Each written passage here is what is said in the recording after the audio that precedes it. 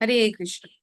सभी भक्तों को दंडवत प्रणाम। सभी का स्वागत है आज के इस सुंदर सत्र में, जहां हम भगवत गीता का चौथा अध्याय पढ़ने जा रहे हैं। तो दिव्य ज्ञान इस सुंदर अध्याय को पढ़ने से पहले, जैसा कि हम सब ने अभी प्रभुपाद के साथ एक माला का जप किया, अब हम मंगलाचरण करें। ओम नमो भगवते वासुदेवाय। ओम नमो भगवते वासुदेवाय। ओम नमो भगवते वासुदेवाय।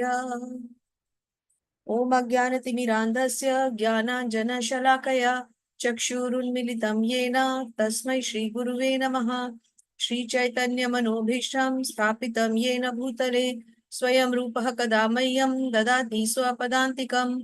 वन्देऽहं श्रीगुरु श्रीयुतपदकमलं श्रीगुरून् वैष्णवांश्च श्रीरूपं साग्रजातं सहगण रघुनाथान्वितं तं सजीवम् साद्वैतं सावधूतं परिजनसहितं कृष्ण चैतन्य देवं श्री राधा कृष्ण पादान सहगण ललिता श्री विशाखान्वितांश्च।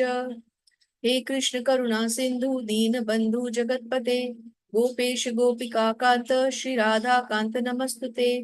तप्त कांचन गौरांगी श्री राधे वृंदावनेश्वरी वृषभानुसुते देवी प्रणमामि हरिप्रिये। वाञ्छाकल्पतरुभ्यश्च कृपा सिन्धुभ्य एव च पतितानां पावनेभ्यो वैष्णवेभ्यो नमो नमः। जय श्री कृष्ण चैतन्य प्रभु नित्यानंद श्री अद्वैत गदाधर श्रीवासादि गौर भक्त वृंदा। हरे कृष्णा कृष्ण कृष्ण हरे हरे, हरे राम राम राम हरे हरे। नमो विष्णुपादाय कृष्ण पृष्ठाय भूतले श्रीमते भक्ति वेदांत स्वामिनीति नामिने। नमस्ते सारस्वते देवे गौरवाणी प्रचारिणे निर्विशेष शून्यवादी पाश्चात्य देश तारिणे।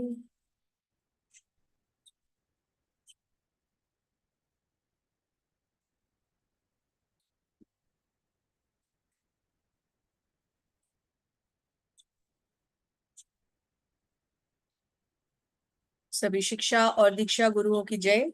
जगत गुरु श्रील प्रभुपाद महाराज की जय। हरे कृष्णा। तो सभी का स्वागत है एक बार फिर से, जहाँ की आज हम भगवत गीता का चौथा अध्याय पढ़ने जा रहे हैं। तो आप सबसे विनती है कि आप लोग सब मिलकर पार्टिसिपेट करें।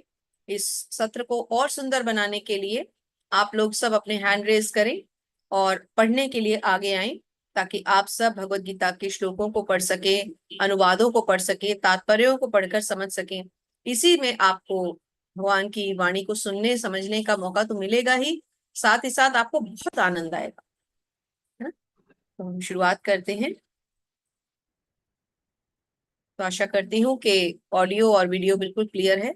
यदि कहीं पर आवाज रुक रही हो या वीडियो साफ ना आ रहा हो तो आप लोग मुझे बता सकते हैं। थोड़ा सा स्क्रीन को और बड़ा कर देते हैं, जिससे कि पढ़ने में थोड़ा आसान हो जाए। चलिए, अध्याय 4 दिव्य ज्ञान। अब देखते हैं कि हम कैसे इस दिव्य ज्ञान को हम अर्जित करते हैं। ये वो ज्ञान है जो भगवान ने कब दिया? सबसे पहले, करोड़ों वर्ष पहले। हम ये समझते हैं कि भगवत गीता तो अभी 5000 साल पहले भगवान ने अर्जुन से कही, लेकिन इस अध्याय के माध्यम से हमें समझ में आएगा कि ये वो ज्ञान नहीं है जो भगवान ने अर्जुन को 5000 साल पहले दिया। ये ज्ञान तो करोड़ों वर्षों से चला आ रहा है। भगवान ने सूर्यदेव विवस्वान को सबसे पहले दिया। तो सोचिए कि भगवान ने उस युग में भी ये ज्ञान दिया और इस युग में भी ये ज्ञान दिया। तो अर्जुन एकदम से भगवान से ये भी पूछेंगे कि आप तो मेरे रथ पे मेरे समय में खड़े हैं प्रभु, आपने कहा सूर्यदेव को ज्ञान दे दिया। बहुत सुंदर अध्याय है। और इस अध्याय में हमें ब्रह्मा जी की आयु समझ में आएगी, हमें हमारे युगों की गणना समझ में आएगी, कैलकुलेशन समझ में आएगी कि हमारे युगों की अवधि कितनी होती है, ब्रह्मा जी की आयु कितनी है। एक बहुत अजीब, बहुत ही एक तथ्य समझ में आएगा जिसपे कि हमें विश्वास नहीं होता कि ब्रह्मा जी की भी मृत्यु होती है। जो सृष्टि के रचयिता है ब्रह्मा जी, जिन्हें हम बचपन से क्या सुनते आ रहे हैं, ब्रह्मा विष्णु महेश। और ज्यादातर हमने क्या सुना हुआ है, ब्रह्मा जी सृष्टि की रचना करते हैं, विष्णु जी पालन करते हैं और शिव जी संहार करते हैं। ये सुनते आ रहे थे ना हम बचपन से। अब हमें भगवत गीता के माध्यम से समझ में आएगा कि सृष्टि के असली रचयिता तो स्वयं भगवान श्री कृष्ण है। ब्रह्मा जी उनके कहने पर सृष्टि की रचना कर रहे हैं, है ना। और फिर भगवान उन्हें क्या ज्ञान दे रहे हैं, कब दे रहे हैं, वो इस अध्याय के माध्यम से हमें समझ में आएगा। तो बहुत ही इंपॉर्टेंट और बहुत ही उत्तम अध्याय है, इसको हम ध्यान से पढ़ेंगे। तो पहला श्लोक पढ़ती हूँ। श्री भगवान उवाच इमं विवस्वते योगं प्रोक्तवानहं व्यवं विवस्वानमनवे प्राह मुनिरक्ष्वाकवे अब्रवीत्। भगवान कहते हैं, श्री भगवान उवाच अर्थात भगवान कहते हैं, मैंने इस अमर योग विद्या का उपदेश सूर्यदेव विवस्वान को दिया। तो सोचिए कि सूर्यदेव विवस्वान को भगवान ने यदि उपदेश दिया तो ये उपदेश कितने साल से चला आ रहा है, और ये ज्ञान गंगा बहती बहती हम तक कैसे पहुंची, अब हम इस रहस्य को भी समझेंगे। और विवस्वान ने मनुओं के पिता मनु को दिया, मनुष्यों के पिता मनु को दिया, और मनु ने इसे इक्ष्वाकु को दिया। तो ये इक्ष्वाकु कौन है, हमने जैसे हम भगवान श्री राम के बारे में समझते हैं तो उन्हीं के पूर्वज हैं महाराजा इक्ष्वाकु। तो कहाँ से ज्ञान चला, जब भगवान ने सूर्यदेव को दिया, उन्होंने मनुष्यों के पिता मनु को दिया और मनु ने इक्ष्वाकु को दिया, और कालांतर में ये लुप्त होती रही, आती रही, जाती रही, और फिर धीरे धीरे आगे बढ़ता हुआ ये ज्ञान इस युग तक पहुंचा जहां की भगवान ने फिर से इसको अर्जुन से कहा। तात्पर्य श्रील प्रभुपाद के द्वारा। श्रील प्रभुपाद की जय। यहाँ पर हमें भगवत गीता का इतिहास प्राप्त होता है। देखिए, हम भगवत गीता का इतिहास पढ़ने जा रहे हैं। यह अत्यंत प्राचीन बताया गया है, जब इसे सूर्यलोक इत्यादि संपूर्ण लोकों के राजा को प्रदान किया गया था। तो सूर्यदेव विवस्वान कौन है, सूर्यलोक के राजा। समस्त लोकों के राजा विशेष रूप से निवासियों की रक्षा के निमित्त होते हैं। अतः राजन वर्ग को भगवत गीता की विद्या को समझना चाहिए, जिससे वे नागरिकों यानी प्रजा पर शासन कर सके और उन्हें काम रूपी भवबंधन से बचा सके। मानव जीवन का उद्देश्य भगवान के साथ अपने शाश्वत संबंध के आध्यात्मिक ज्ञान का विकास है, और सारे राज्यों तथा समस्त लोगों के शासनाध्यक्षों को चाहिए कि शिक्षा, संस्कृति तथा भक्ति द्वारा नागरिकों को यह पाठ पढ़ाए। दूसरे शब्दों में, सारे राज्य के शासनाध्यक्ष कृष्ण भावनामृत विद्या का प्रचार करने के लिए होते हैं, जिससे जनता इस महाविद्या का लाभ उठा सके और मनुष्य जीवन के स्तर के अवसर का लाभ उठाते हुए सफल मार्ग का अनुसरण करे। तो यहाँ पर क्या समझाया गया है कि भगवत गीता को हर शासन अधिकारी के पास होना चाहिए। जितने भी इवन हमारे आज कर के भी जो शासक हैं, उनको भगवत गीता अपने पाठ्यक्रमों में शामिल करनी चाहिए। जो नेता हैं, राजगण हैं, राजसी लोग हैं, राज परिवार हैं, या शिक्षक हैं, अध्यापक हैं, या शिष्य हैं, सबको भगवत गीता का ज्ञान पूरी तरह से, अच्छी तरह से मालूम होना चाहिए, तभी ये समाज ठीक से चल पाएगा, है ना। अब आगे थोड़ा सा पढ़ते हैं। तो अभी आज तो हैंड रेज है बहुत सारे, पहले भी मैंने देखे, तो शुरुआत करते हैं। हम पहले थोड़ा तात्पर्य पढ़ेंगे। तो देवेंद्र प्रभु जी, आपका हैंड रेज था। जी प्रभु जी, अनम्यूट करें।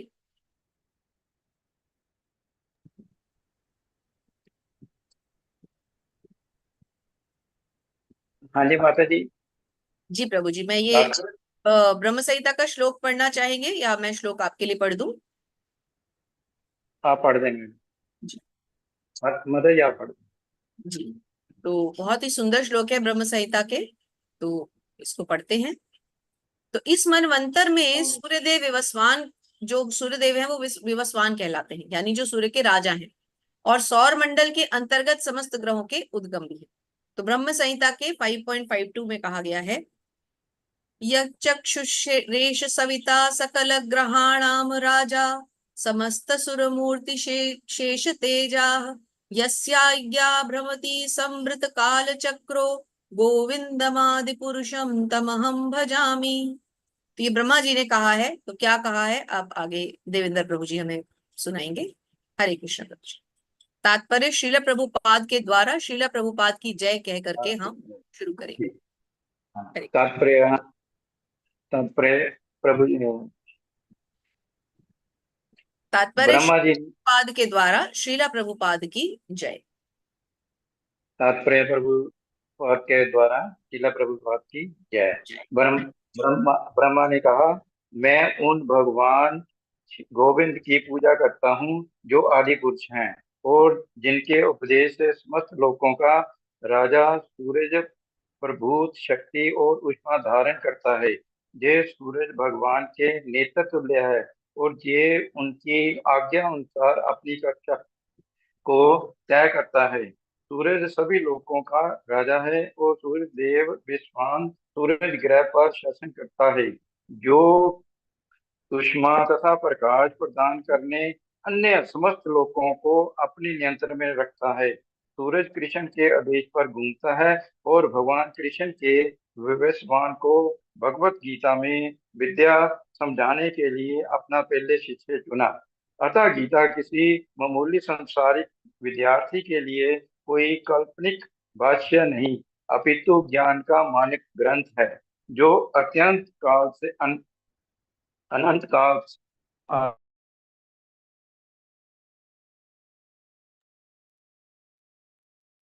महाभारत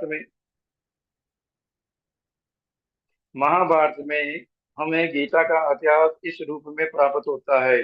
त्रेता युगादो च ततो विश्वान मनवे ददो मनुष्युग लोक भृत्यर्थ सुता जेक्ष आक्वे ददो इक्ष्वाकृष्ण व कथितो व्यय लोकान अवस्थिता। त्रेता युग के आदि में विद्वान ने परमेश्वर संबंधी इस विज्ञान का उपदेश मनु को दिया और मनुष्यों के जनक मनु ने इसे अपने पुत्र इक्ष्वाकु को दिया। इक्ष्वाकु इस पृथ्वी के शासक थे और उस रघुकुल के पूर्वज थे जिसमें भगवान श्री राम के अवतार लिया। इससे प्रमाणित होता है कि वे मानव समाज में महाराज इक्ष्वाकु के काल से ही भगवत गीता विद्यमान थी। इस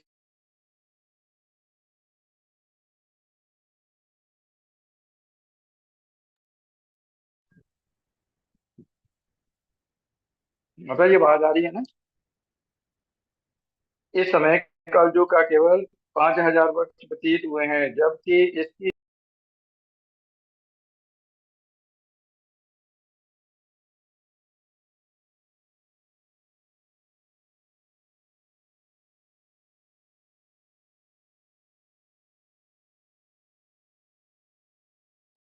आवाज नहीं आ रही प्रभु जी। हरे कृष्णा।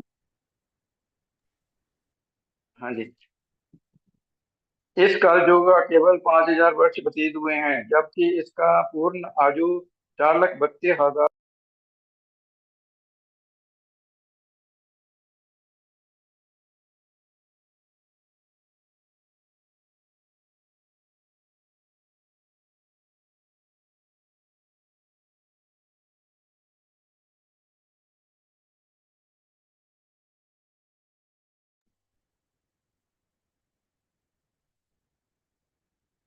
हरे कृष्णा। प्रभु जी की आवाज नहीं आ रही ना? शकुंतला माता जी, क्या मेरी आवाज आ रही है? जी आ रही है माता जी, प्रभु जी की आपकी आ आवाज रही नहीं आ है माता जी, प्रभु जी की नहीं आ रही। हाँ हाँ, कुछ उनके यहाँ नेटवर्क प्रॉब्लम होगी, चलिए कोई बात नहीं। तो देवेंद्र प्रभु जी, थोड़ा सा हम रुकते हैं इसको समझने के लिए। ठीक है। हरे कृष्णा देवेंद्र प्रभु जी।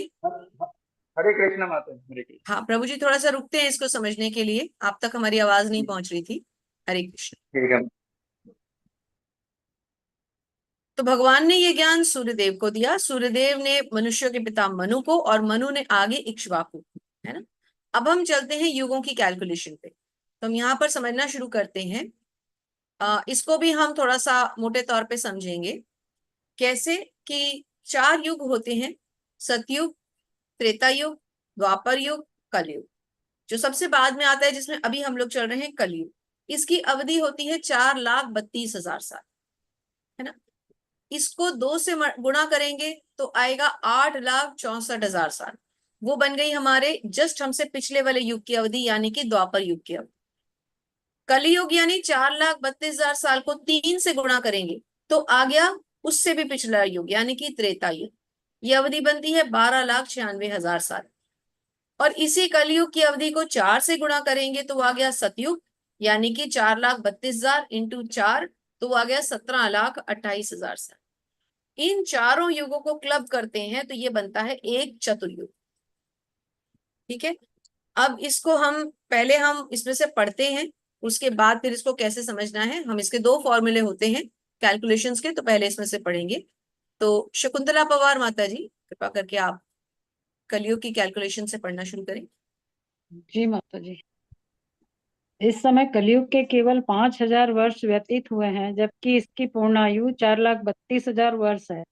इसके पूर्व द्वापर युग 8 लाख वर्ष था और इसके भी पूर्व त्रेता युग 12 लाख वर्ष था। इस प्रकार लगभग 20,05,000 वर्ष पूर्व मनु ने अपने शिष्य तथा पुत्र इक्ष्वाकु से, जो इस पृथ्वी के राजा थे, श्रीमद् भगवत गीता कही।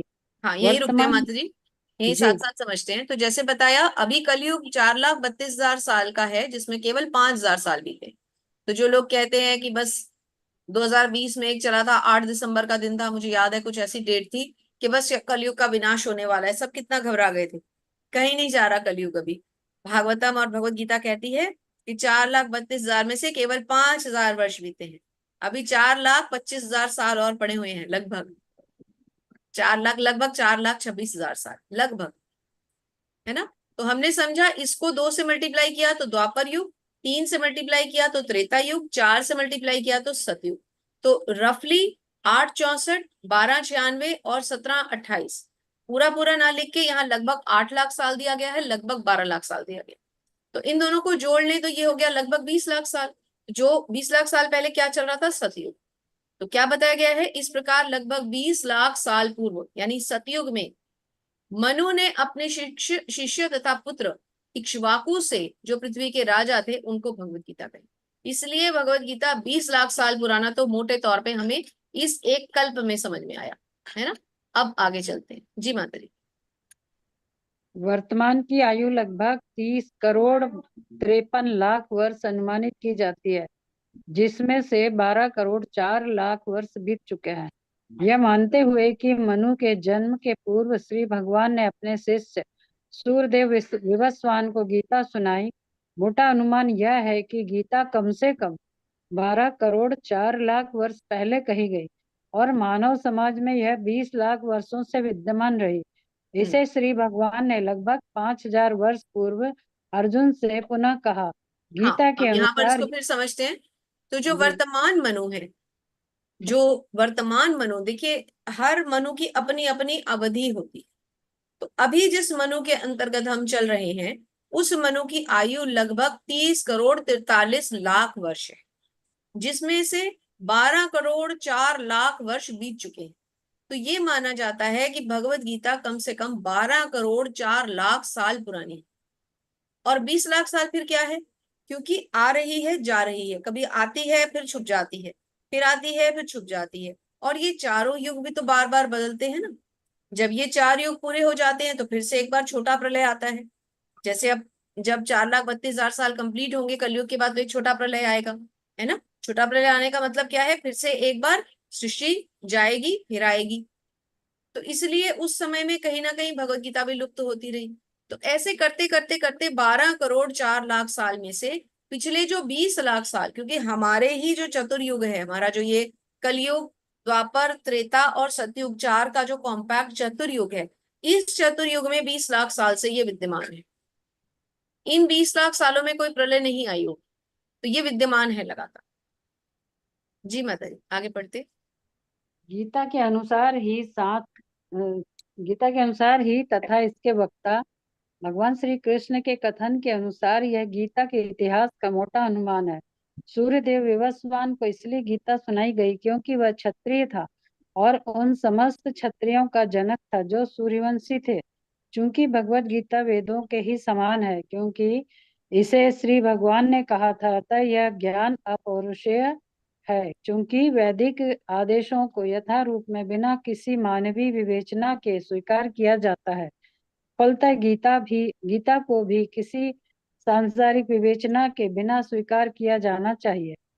सांसारिक तार्किक जन अपनी अपनी विधि से गीता के विषय में चिंतन कर सकते हैं, किंतु यह यथारूप भगवत गीता नहीं है। अतः भगवत गीता को गुरु परंपरा से यथारूप में ग्रहण करना चाहिए। यहाँ पर यह वर्णन हुआ है कि श्री भगवान ने इसे सूर्य देव से कहा, सूर्यदेव ने अपने पुत्र मनु से और मनु ने अपने पुत्र इक्ष्वाकु से कहा। हरे कृष्ण माता जी। हरे कृष्ण। तो कालांतर में ये लुप्त भी होती रही, लेकिन किसी ना किसी माध्यम से फिर से आती भी गई। और जब 5000 साल पूर्व भगवान को लगा कि भगवत गीता की अब फिर से आवश्यकता है, तो उन्होंने अपने परम शिष्य, परम भक्त और परम मित्र अर्जुन को चुना, और वहां से भगवत गीता फिर से शुरू हुई। तो शकुंतला माता जी, आप कंटिन्यू करें श्लोक और अनुवाद। हरे कृष्ण। जी।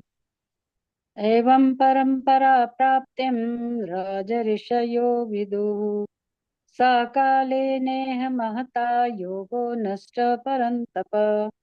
इस प्रकार यह परम विज्ञान गुरु परंपरा द्वारा प्राप्त किया गया और राजऋषियों ने इसी विधि से इसे समझा, किंतु कालक्रम में यह परंपरा छिन्न हो गई, अतः यह विज्ञान यथा रूप में लुप्त हो गया लगता है। हरे कृष्ण माता। हरे कृष्ण माता जी। तो इसी तरह से गुरु परंपरा से आगे चलती गई। जैसे हमने गुरु परंपरा कहाँ देखी, भगवत गीता के पहले अध्याय से ठीक पहले हमने देखा गुरु परंपरा पूरी दी गई है। तो बार बार अपने गुरु से शिष्य, गुरु से शिष्य, गुरु से शिष्य, ऐसे ये चलती गई। और फिर करते करते अब से 5000 साल पहले श्री कृष्ण ने अपने शिष्य अर्जुन को फिर से ये कही। जी माता जी। स एवायं मया तेद्य योगः प्रोक्ता पुरातनः भक्तोऽसि मे सखा चेति रहस्यं हेतु उत्तमम्। अर्थात आज मेरे द्वारा वही यह प्राचीन योग यानी परमेश्वर के साथ अपने संबंध का विज्ञान तुमसे कहा जा रहा है, क्योंकि तुम मेरे भक्त तथा मित्र हो, अतः तुम इस विज्ञान के दिव्य रहस्य को समझ सकते हो। हरे कृष्ण माता जी। हरे कृष्ण। क्योंकि तुम मेरे मित्र हो और मेरे भक्त हो। तो और भी पांडव हो सकते थे, युधिष्ठिर महाराज भी हो सकते थे, लेकिन अर्जुन ही क्यों? क्योंकि अर्जुन भगवान के मित्र भी थे और भगवान के भक्त भी थे। तात्पर्य श्री प्रभुपाद के द्वारा। श्री प्रभुपाद की जय। तात्पर्य में प्रभुपाद समझाते हैं कि मनुष्यों की दो श्रेणियां हैं, भक्त और असुर। भगवान ने अर्जुन को इस विद्या का पात्र इसलिए चुना क्योंकि वह उनका भक्त था, किंतु असुर के लिए इस परम गुह्य विद्या को समझ पाना संभव नहीं है। इस परम ज्ञान ग्रंथ के अनेक संस्करण उपलब्ध हैं, इनमें से कुछ भक्तों की टीकाएं हैं और कुछ असुरों की। तो हमें कौन सी टीका, हमें कौन सी भगवत गीता पढ़नी है? जो हमारे गुरुदेव श्री प्रभुपाद ने लिखी है, क्योंकि ये अथाह रूप है। प्रभुपाद ने इसमें कोई मिलावट नहीं की। जहां जहां प्रभुपाद ने तात्पर्यों को समझाने के लिए वैदिक रेफरेंसेस लिए हैं, वो सब भी वेदों और उपनिषदों से ही लिए गए। ऐसा नहीं कि प्रभुपाद अपने मन से मन गढ़ंत कोई भगवत गीता बना के दे दे। तो हमें बहुत ध्यान रखना है, किसी भी अन्य व्यक्ति की लिखी हुई भगवत गीता या उसकी टीका हमें नहीं पढ़नी, केवल और केवल श्रील प्रभुपाद, क्योंकि ये यथारूप। हरे कृष्ण माता जी। हरे कृष्ण। अर्जुन उवाच अपरं भवतो जन्म परं जन्म विवस्वतः कथम् एतद्विजानीयाम् त्वमादौ प्रोक्तवान् इति। यानी अर्जुन ने कहा, सूर्य देव विवस्वान आपसे पहले हो चुके यानी ज्येष्ठ हैं, तो फिर मैं कैसे समझूं कि प्रारंभ में भी आपने उन्हें इस विद्या का उपदेश दिया था। हरे कृष्ण। हरे कृष्ण। बिल्कुल सही बात है। अर्जुन कैसे विश्वास कर सकते हैं? अर्जुन के साथ भगवान उनके रथ पे खड़े हुए हैं और भगवान कह रहे हैं कि मैंने सूर्यदेव विवस्वान को दिया। तो अर्जुन को लग रहा है कि आप तो मेरे रथ पे खड़े हो, तो आप सूर्यदेव विवस्वान को भगवत गीता देने कैसे चले गए, है ना? तो अर्जुन का ये प्रश्न बहुत जायज है। अब देखते हैं भगवान अर्जुन को क्या समझाते हैं। हरे कृष्ण। श्री भगवानुवाच बहूनि मे व्यतीतानि जन्मानि तवाचार्जुन तान्यहं वेद सर्वाणि न त्वं वेत्थ परन्तप। अर्थात श्री भगवान ने कहा, तुम्हारे तथा मेरे अनेक जन्म हो चुके हैं, मुझे तो उन सबका स्मरण है, किंतु हे परंतप तुम्हें उनका स्मरण नहीं रह सकता है। हरे कृष्ण माता जी।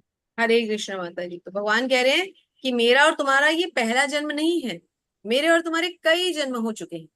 तुम्हें स्मरण नहीं है, लेकिन मुझे वो सारे स्मरण है। इसलिए तुम तब भी थे जब मैंने सूर्यदेव को ये भगवत गीता दी, और तुम आज भी मेरे सामने खड़े हो। फर्क क्या है कि मुझे सब याद है, तुम्हें सब भूल गया। तो ब्रह्म संहिता से श्री प्रभुपाद ने एक बहुत सुंदर श्लोक यहाँ लिया है। श्री प्रभुपाद की जय।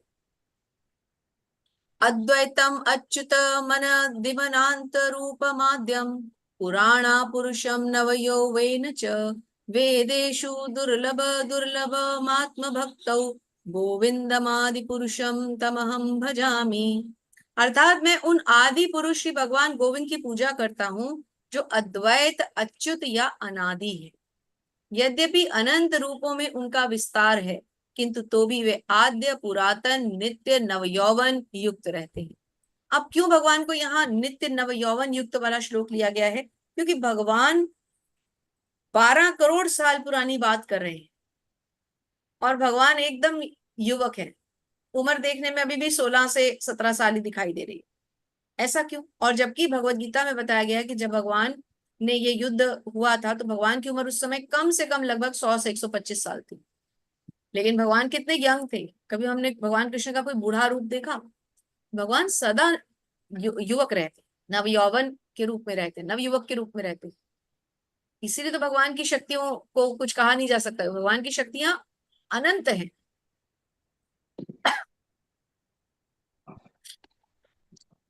एक और श्लोक पढ़ते हैं ब्रह्म संहिता से। रामदिमूर्तिषु कला नियमेन तिष्ठन् नानावतार करोद भुवनेषु किन्तु कृष्ण स्वयं समभवत परमः पुमान् यो गोविंदमादि पुरुषम तमहम भजामि। अर्थात मैं उन श्री भगवान गोविंद की पूजा करता हूँ जो राम, नृसिंह आदि अवतारों तथा अंशावतारों में नित्य सिद्ध रहते हुए भी कृष्ण नाम से विख्यात और आदि पुरुष है, और जो स्वयं भी अवतरित होते हैं। ये भी बता दिया गया है कि ये वही कृष्ण हैं जो कभी श्री राम बन के आते हैं तो कभी श्री नरसिंह देव बन के आते हैं। आगे श्री प्रभुपाद क्या बता रहे हैं कि वेदों में भी कहा गया है कि अद्वैत होते हुए भी भगवान असंख्य रूपों में प्रकट होते हैं। तो भगवान जो उन्हें अर्जुन को दिखाई दे रहे हैं अपने साथ, वही भगवान वो हैं जो कि कभी श्री राम बन के आते हैं, कभी किसी युग में नरसिंह देव जी बन के आते हैं। प्रभुपाद समझाते हैं, भगवत गीता में भगवान को अच्युत कहा गया है, जिसका अर्थ होता है कि वे भौतिक संपर्क में रहते हुए भी अपने आप को नहीं भूलते। ऐसा क्यों होता है कि भगवान को उनके सारे जन्म याद है? क्योंकि भगवान दिव्य हैं, उनकी स्मरण शक्ति दिव्य है। हमारी स्मरण शक्ति कैसी होती है? हम आज बात करते हैं, कल भूल जाते हैं। लेकिन भगवान को 12 करोड़ साल पुरानी भगवत गीता भी याद है कि उन्होंने किसको दी थी, किसको दी थी, कहाँ दी थी और क्या था वो क्या। ये है भगवान की शक्ति। जी माता जी। अजोऽपि सन्न्यव्ययात्मा भूतानामीश्वरोऽपि सन् प्रकृतिं स्वामधिष्ठाय संभवाम्यात्ममायया।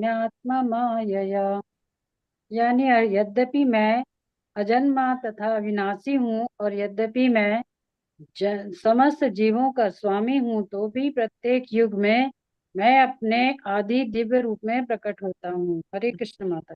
हरे कृष्ण माता जी। भगवान कह रहे हैं कि मैं अपने आदि, अपने दिव्य रूप में प्रकट होता हूँ। हालांकि मैं अनादि हूँ, मैं अनंत हूँ, मेरा कोई आदि या अंत नहीं है, लेकिन फिर भी मैं हर युग में आता हूँ। भगवान कैसे हम भगवान की शक्तियों को समझें, आगे बताते हैं। श्री प्रभुपाद की जय। श्री प्रभुपाद तात्पर्य में समझा रहे हैं, प्रकृति का अर्थ स्वभाव तथा स्वरूप दोनों है। भगवान कहते हैं कि वे अपने ही शरीर में प्रकट होते हैं। वे सामान्य जीव की भांति शरीर परिवर्तन नहीं करते। इस जन्म में बद्ध जीव का एक प्रकार का शरीर हो सकता है, किंतु अगले जन्म में दूसरा शरीर रहता है। भौतिक जगत में जीव का कोई स्थायी शरीर नहीं है, किंतु वह एक शरीर से दूसरे शरीर में देहांतरण करता है, किंतु भगवान ऐसा नहीं करते। भगवान क्या है? भगवान अपनी नॉर्मल जो उनकी ओरिजिनल फॉर्म है उसी में आते हैं।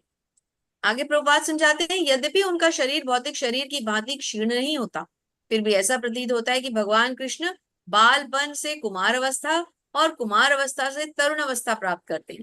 परंतु आश्चर्य तो ये है कि वे कभी युवावस्था से आगे नहीं बढ़ते। कुरुक्षेत्र के युद्ध के समय उनके पौत्र थे।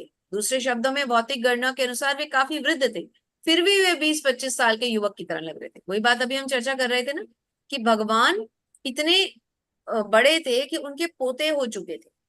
उनकी 108 जो उनकी मेन रानियां थी, 8 जो मेन थी और कुछ अलग अन्य रानियां भी थी, तो उन रानियों से उनके कई सारे पुत्र थे और उन पुत्रों के आगे भी पुत्र हो चुके थे, परंतु फिर भी भगवान नवयुवक ही लगते थे। क्या बताते हैं कि किसी भी काल में भगवान सबसे वयोवृद्ध पुरुष है, क्योंकि वो तो सबसे पहले पुरुष ही वो है, सबसे ज्यादा वृद्ध होना चाहिए।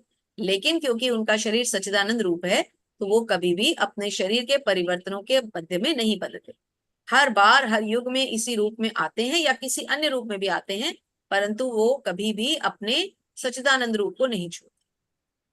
तो अब भगवद गीता के दो इंपॉर्टेंट श्लोक आ रहे हैं, 4.7 और 4.8। हम में से लगभग सभी ने ये श्लोक सुने हुए हैं।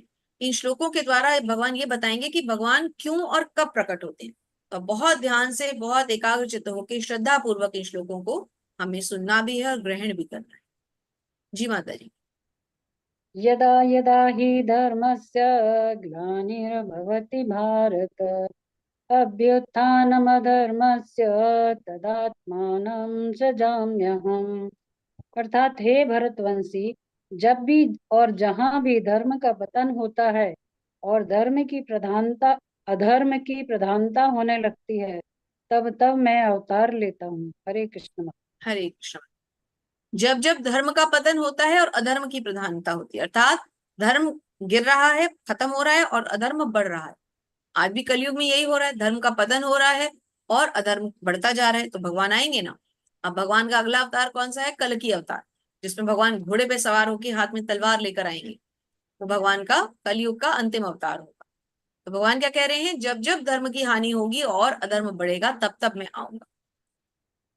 तो यहाँ पर हम थोड़ा सा तात्पर्य में से लेंगे। श्री प्रभुपाद की जय। श्री प्रभुपाद के द्वारा तात्पर्य में से, यद्यपि भगवान कार्यक्रम अनुसार अर्थात ब्रह्मा के एक दिन में 7वें मनु के 28वें युग में द्वापर के अंत में प्रकट होते हैं। अब आप सब इसको बहुत ध्यान से, बहुत एकाग्रता के साथ, बहुत श्रद्धा पूर्वक सुने, क्योंकि ये बहुत इंपॉर्टेंट है। हमें पता होना चाहिए कि भगवान किस रूप में कब आते हैं और अभी जब भगवान आए थे तो उनका कौन सा समय चल रहा था, वो उसकी गणना बताई गई।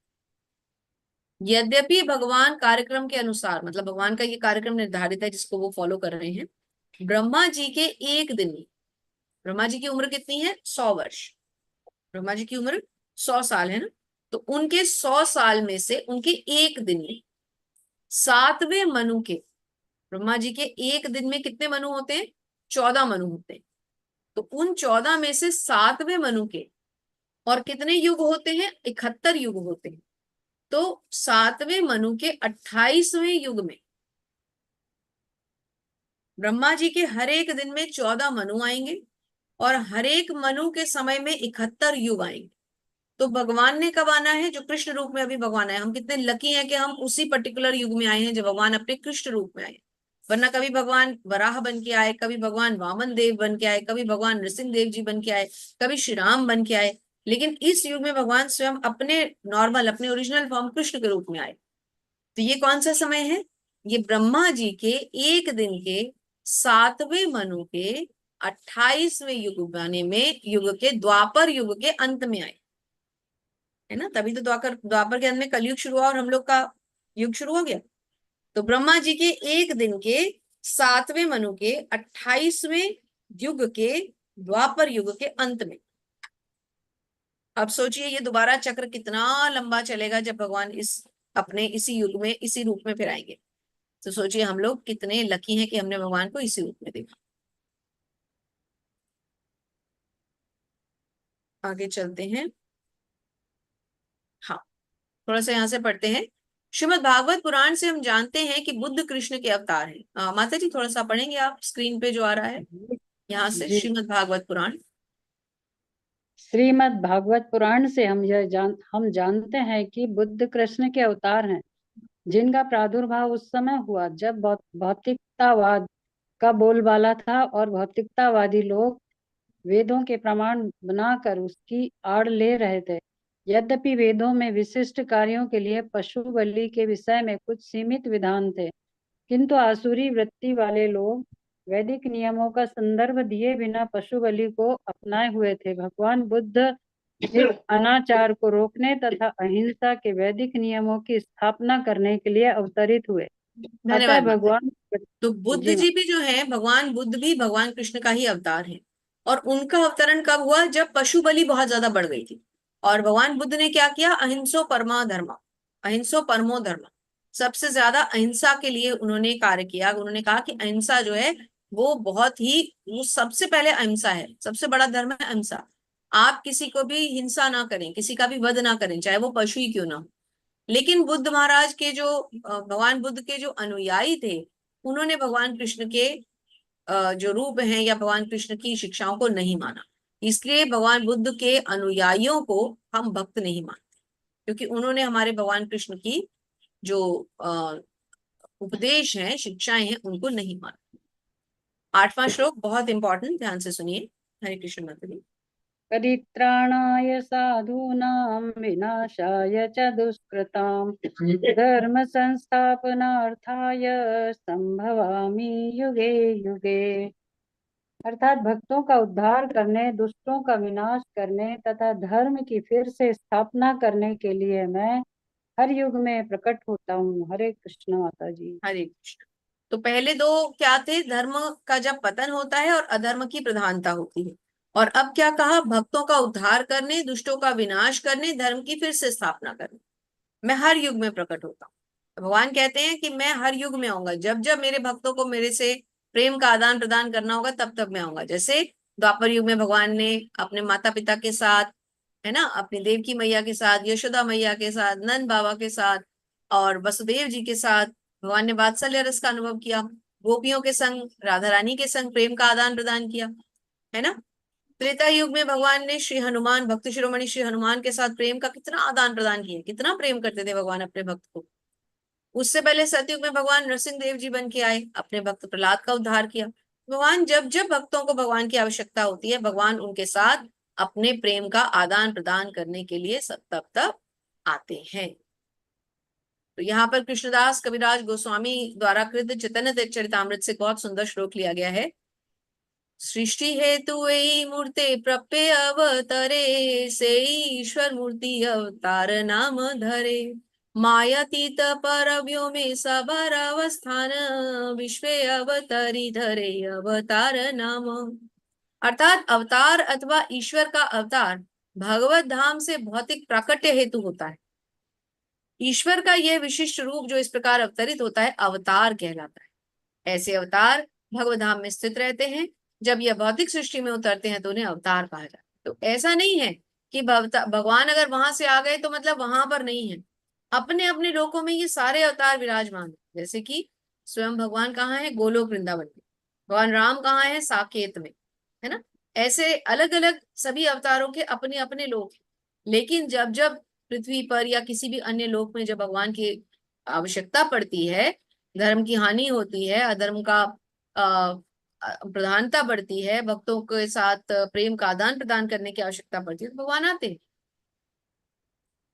तो आगे लिखते हैं, प्रभुपाद बताते हैं, अवतार इसी तरह के होते हैं, यथा पुरुषावतार, गुणावतार, लीला अवतार, शक्तावेश अवतार, मनवंतर अवतार, युगावतार। इस सबका इस ब्रह्मांड में क्रमानुसार अवतरण होता है। तो भगवान के कितने तरह के अवतार हैं उनके बारे में बताया गया है। आगे चलते हैं। जी माता जी, ये बहुत जन्म इंपॉर्टेंट श्लोक है। इस श्लोक से हमें पता चलेगा कि भगवान को जानने के बाद मनुष्य की कैसे मुक्ति हो जाती है। जी माता जी। हरे कृष्णा। हरे कृष्ण। जन्म कर्म च मे दिव्यम् एवं यो वेति तत्त्वतः त्यक्त्वा देहं पुनर्जन्म नयेति मामेति सो अर्जुन। अर्थात हे अर्जुन, जो मेरे आविर्भाव तथा कर्मों की दिव्य प्रकृति को जानता है, वह इस शरीर को छोड़ने पर इस भौतिक संसार में पुनः जन्म नहीं लेता, अपितु मेरे सनातन धाम को प्राप्त होता है। हरे कृष्ण माता।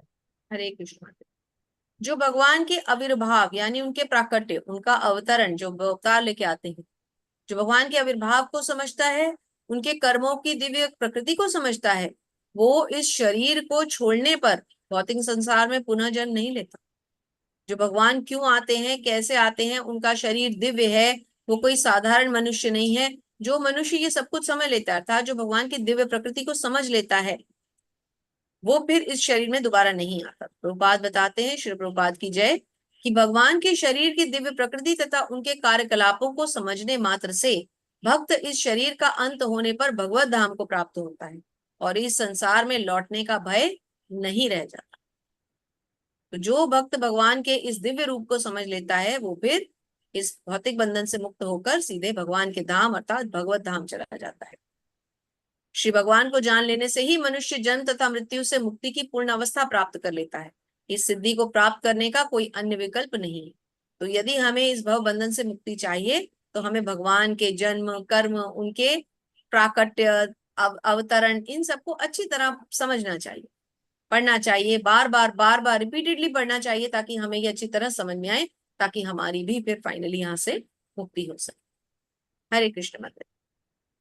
वीतराग भय क्रोधा मन्मया मामुपाश्रितः बहवो ज्ञान तपसा पूता मद्भावमागतः।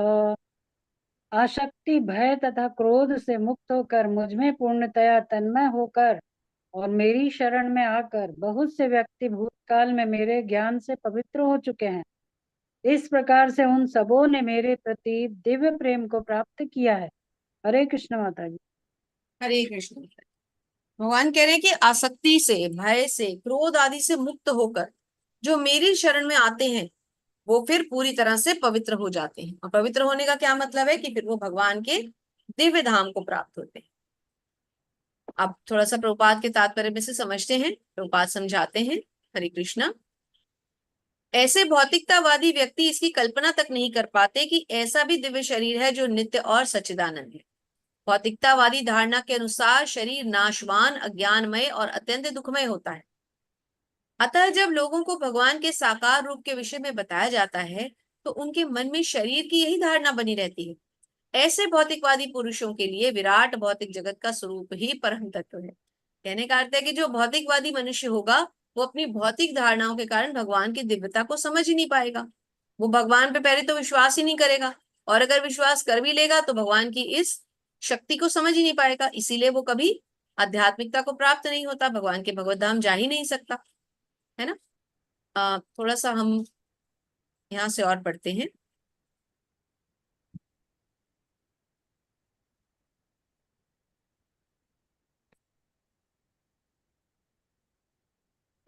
मनुष्य को भौतिक जगत के प्रति आसक्ति की तीनों अवस्थाओं से छुटकारा पाना होता है।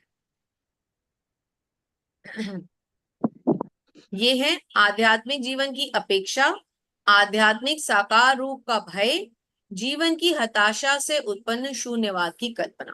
तो ये तीन अवस्थाएं बताई गई हैं। कौन कौन सी? आध्यात्मिक जीवन की अपेक्षा, यानी हम आध्यात्मिक जीवन चाहते हैं, उसकी अपेक्षा। आध्यात्मिक साकार रूप का भय, साकार रूप भगवान का साकार रूप है, और जीवन की हताशा से उत्पन्न शून्यवाद की कल्पना। तो ये तीन, अर्थात जीवन की इन तीन अवस्थाओं से छुटकारा पाने के लिए प्रामाणिक गुरु की शरण में जाना चाहिए। यदि हमें इस तरह के प्रश्न माइंड में आ रहे हो तो फिर हमें प्रामाणिक गुरु की शरण में जाकर उनसे इस ज्ञान को समझना चाहिए। वो हमें समझाएंगे, तभी हमें ठीक से ज्ञान समझ में आएगा। हरे कृष्णा। आज मंजू माता जी हैं क्या हमारे साथ? जी माता जी मैं हूँ आपके साथ। जी माता, पढ़िए माता जी श्लोक और अनुवाद। हरे कृष्ण। हाँ, एक सेकेंड। हरे कृष्ण। हरे कृष्ण माता जी। हरे ये यथा माम प्रपद्यन्ते तान तु तथैव भजाम्यहम् मम वर्तमान अनुवर्तन्ते मनुष्या पार्थ सर्वशः। जिस भाव से सारे लोग मेरी शरण ग्रहण करते हैं उसी के अनुरूप मैं उन्हें फल देता हूँ।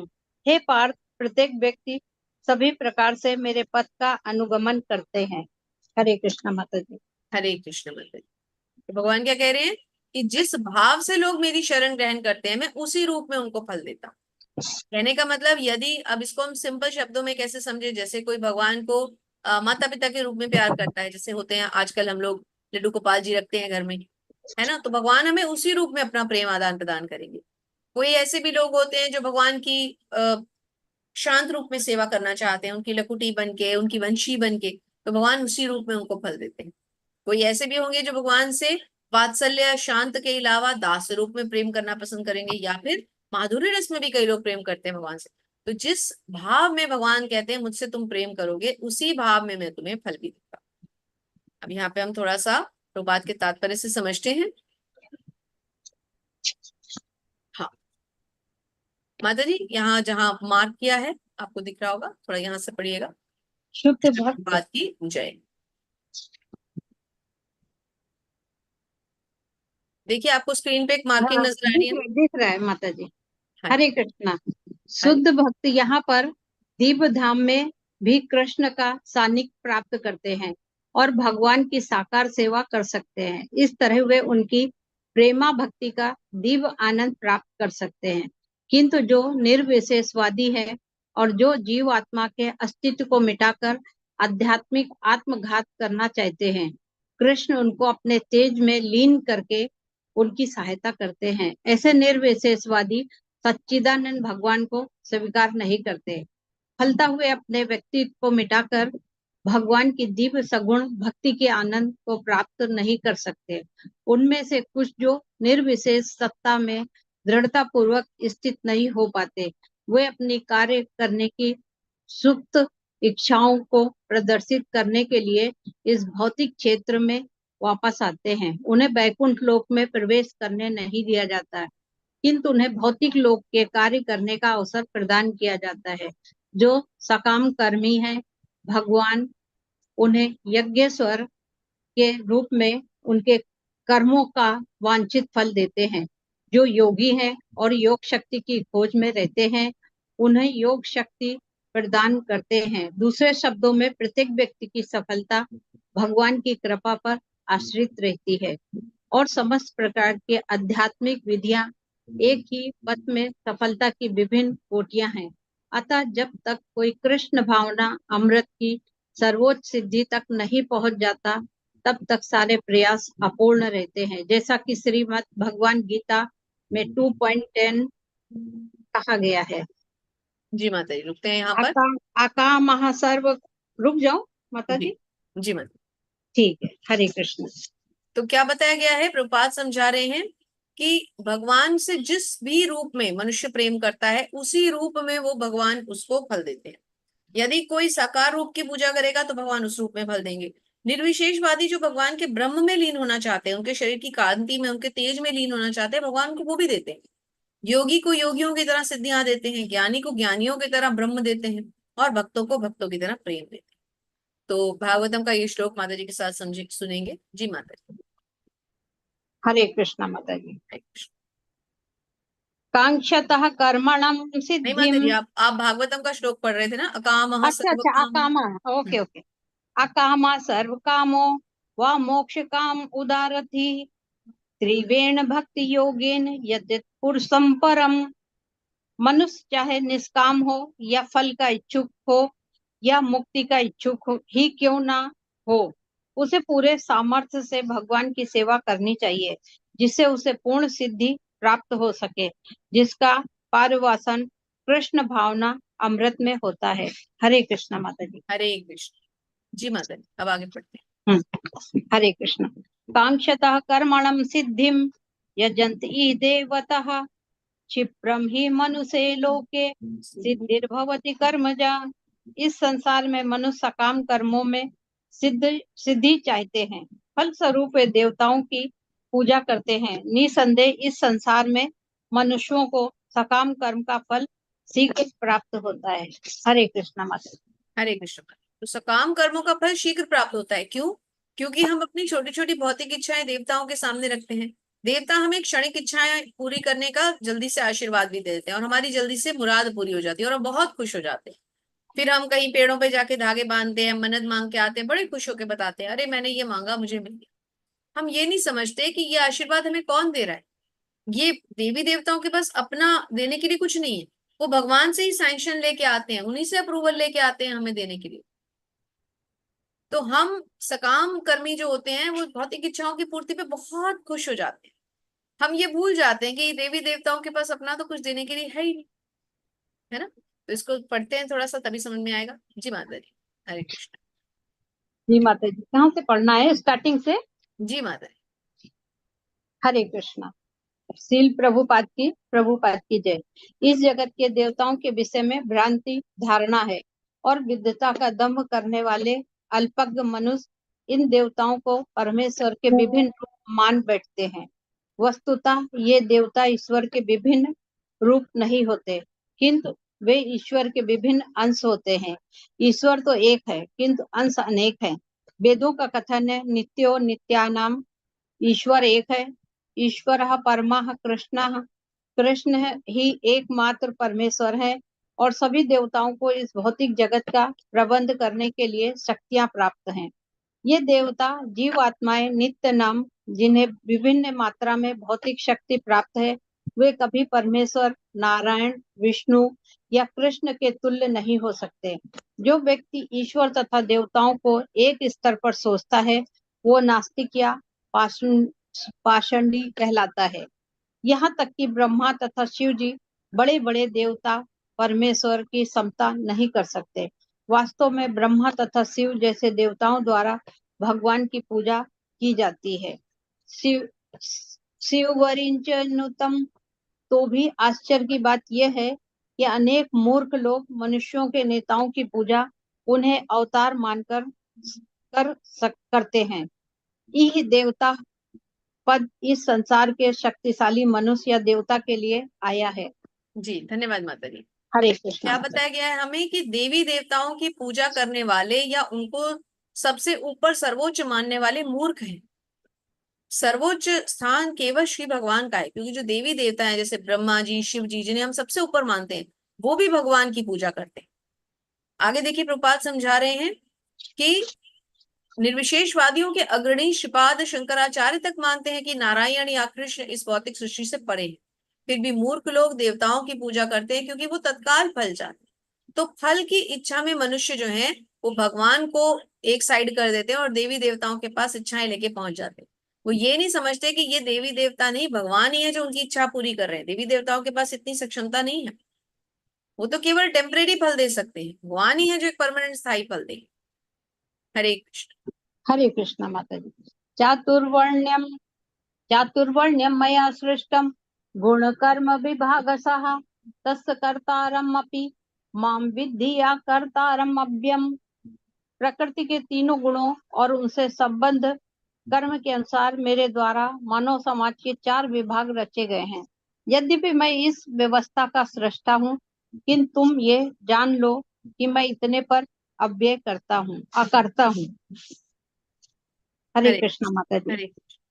तो भगवान ने क्या बताया कि इस पूरे समाज को मैंने वर्ण आश्रम व्यवस्था दी है, जिसमें कि 4 प्रकार के वर्ग हैं, ब्राह्मण, क्षत्रिय, वैश्य और शूद्र, और 4 प्रकार के आश्रम हैं, ब्रह्मचारी, गृहस्थ, वानप्रस्थ और सन्यास, जिसको हम कई बार चर्चा भी कर चुके हैं। तो आगे बढ़ते हैं, ये हम सारा ऑलरेडी डिस्कस कर चुके हैं। आगे बढ़ते हैं जी माता हरे जी। कृष्ण माता जी। हरे कृष्ण। ना माम कर्मणि लिम्पन्ति ना मे कर्म फले स्पृहा इति माम यो अभिजानाति कर्म भिन्न सा बद्धते।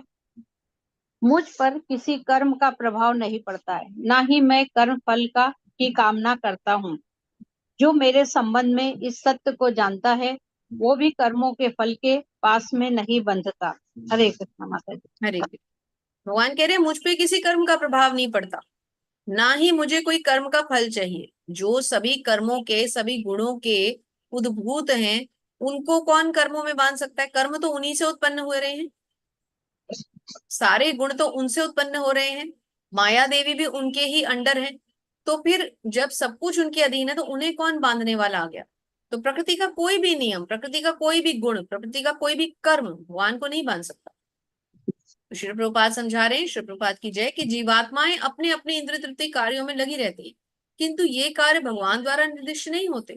इंद्रिय तृप्ति की उत्तरोत्तर उन्नति के लिए जीवात्माएं संसार में कर्म में प्रवृत्त है और मृत्यु के बाद स्वर्ग सुख की कामना करती हैं।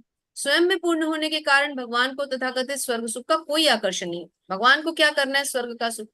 जो स्वयं वैकुंठ के स्वामी हैं, जो स्वयं सारी सृष्टियों, सारे लोगों के रचयिता हैं, उन्हें क्या लेना देना? स्वर्ग उनके लिए क्या चीज है ना? आगे बता रहे हैं प्राणियों की अनेक जातियां होती हैं, जैसे देवता, मनुष्य, निम्न पशु। ये सब पूर्व शुभाशुभ कर्मों के फलों को भोगने के बाध्य हैं। भगवान उन्हें ऐसे कर्म करने के लिए समुचित सुविधाएं और प्रकृति के गुणों के नियम सुलभ कराते हैं, किंतु वे उन्हें उनके किसी भूत या वर्तमान कर्मों के लिए उत्तरदायी नहीं होते। तो जो भी योनि हमें मिलती है वो हमारे कर्मों के अनुसार मिलती है। हम अच्छे कर्म करेंगे तो हमें अगली योनि मनुष्य की मिलेगी। बहुत अच्छे कृष्ण भावनामृत कर्म करेंगे तो हमारी अगली योनि नहीं होगी, हम सीधा भगवत धाम जाएंगे, जहां भगवान के पार्षद बन के रहेंगे। उनके जैसा रूप मिलेगा, उनका ही लोक मिलेगा, उनका ही धाम मिलेगा, उनकी ही प्रत्यक्ष सेवा मिलेगी। तो क्या करना है हमें अगले जन्म में फिर से यहाँ आके, क्यों ना भगवान की भक्ति की जाए और इस जन्म मृत्यु के लोक से हमेशा के लिए निकला जाए। जी माता जी। हरे कृष्ण। हरे एवं ज्ञात्वा कृतं कर्म पूर्वैरपि मुमुक्षुभिः कुरु कर्मेव तस्मात् पूर्वे पूर्वतरम कृतम। प्राचीन काल में समस्त मुक्त आत्माओं ने मेरी दिव्य प्रकृति को जान करके ही कर्म किया, अतः तुम्हें चाहिए कि अनेक पद चिन्हों का अनुसरण करते हुए अपने कर्तव्य का पालन करो। हरे कृष्णा माता जी। हरे कृष्ण। तो भगवान क्या कह रहे हैं कि जिन्होंने मेरी प्रकृति को समझा, जिन्होंने मेरे दिव्यता को समझते हुए मेरे मेरे या भगवान की जो आगे पार्षद होते हैं, या जैसे हमारे आचार्य गण हैं जो भगवान के पूरे बनाए हुए विधि विधानों का पूरे ढंग से पालन कर रहे हैं, यदि हम उनका भी अनुसरण करें तो भी हम अपने कर्तव्यों का पालन ही करेंगे। तो यहाँ पर भगवान ने जो 2 श्रेणियां बताई हैं उनके बारे में थोड़ा सा बताया है, इसको पढ़ेंगे। श्री प्रभुपाद द्वारा तात्पर्य। श्री प्रभुपाद की जय। मनुष्यों की 2 श्रेणियां हैं। कुछ के मनों में दूषित विचार भरे हैं और कुछ भौतिक दृष्टि से स्वतंत्र होते हैं। कृष्ण भावनामृत इन दोनों श्रेणियों के व्यक्तियों के लिए समान रूप से लाभप्रद है। जिनके मनों में दूषित विचार भरे हैं उन्हें चाहिए कि भक्ति के अनुष्ठानों का पालन करते हुए क्रमिक शुद्धिकरण के लिए कृष्ण भावनामृत को ग्रहण करें, और जिनके मन पहले से ही अशुद्धियों से स्वच्छ हैं वे उसी कृष्ण भावनामृत में अग्रसर होते हैं। कहने का क्या अर्थ है, 2 तरह की श्रेणियां हैं मनुष्यों की, एक जो भक्ति करते हैं, एक जो भक्ति नहीं करते। तो भगवान क्या समझा रहे हैं कि जो भक्ति कर रहे हैं वो उसमें और उन्नति करें, और जो नहीं कर रहे वो उसकी शुरुआत करें, तभी मनुष्य अपनी इस योनि का लाभ उठाते हुए इस जन्म मृत्यु जरा व्याधि के चक्र से बचकर भगवधाम जा सकता है। हरे कृष्ण माता जी। हरे कृष्ण। किम कर्मेति कव्यो अप्यत्र मोहितः तत्ते कर्म प्रवक्ष्यामि यद् ज्ञात्वा मोक्ष्ये शुभात्। कर्म क्या है और अकर्म क्या है इसे निश्चित करने में बुद्धिमान व्यक्ति भी मोहग्रस्त हो जाते हैं, अतएव मैं तुमको बताऊंगा कि कर्म क्या है जिसे जानकर तुम सारे अशुभ से मुक्त हो सकोगे। हरे कृष्णा माता। हरे कृष्णा। भगवान समझाएंगे कि कर्म क्या है और कैसे करना है। तो तात्पर्य में श्री प्रभुपाद क्या समझा रहे हैं, श्री प्रभुपाद की जय, कि कृष्ण भावनामृत में जो भी कर्म किया जाए वह पूर्ववर्ती प्रामाणिक भक्तों के आदर्श के अनुसार करना चाहिए। और क्या समझा रहे हैं कि कृष्ण भावनामृत में कर्म करने के लिए मनुष्य को उन प्रामाणिक पुरुषों के नेतृत्व का अनुगमन करना होता है जो गुरु परंपरा में। कहने का अर्थ क्या है, प्रभुपाद क्या समझा रहे हैं कि हमें केवल परंपरा से जो गुरुजन हैं, जो हमारे आचार्य जन हैं, उनके पद चिन्हों पर चलना चाहिए, क्योंकि वो जो आचार्य गण है वो हमेशा से कृष्ण भावना भावित है। तो यदि हम कृष्ण भावना भावित लोगों के पद चिन्हों पर चलेंगे तभी तो हमारा उद्धार होगा, अदरवाइज कैसे होगा। अपूर्ण चिंतन द्वारा कोई किसी धार्मिक सिद्धांत का निर्माण नहीं कर सकता। मनुष्य को चाहिए कि ब्रह्मा, शिव, नारद, मनु, चारों कुमार, कपिल, प्रहलाद, भीष्म, सुखदेव गोस्वामी, यमराज, जनक तथा बलि महाराज जैसे महान अधिकारियों के महान पद चिन्हों का अनुसरण करें। तो ये हमारे 12 महाजन बताए गए हैं। 12 महाजन कौन होते हैं, जो भगवान की बहुत कट्टरता से भक्ति करते हैं। तो उनमें ब्रह्मा जी हैं, शिव जी हैं, नारद जी हैं, 4 कुमार हैं, मनु हैं, कपिल मुनि हैं, प्रहलाद महाराज हैं, भीष्म देव हैं, सुखदेव गोस्वामी हैं, यमराज जी हैं, जनक महाराज हैं और बलि महाराज। तो ये 12 महाजन जिस तरह से ये भक्ति करते हैं ना, हमें इनके पद चिन्हों का अनुसरण करना चाहिए, अपने आप अपना स्वधर्म नहीं गढ़ित करना चाहिए। जी माता जी। हरे कृष्णा।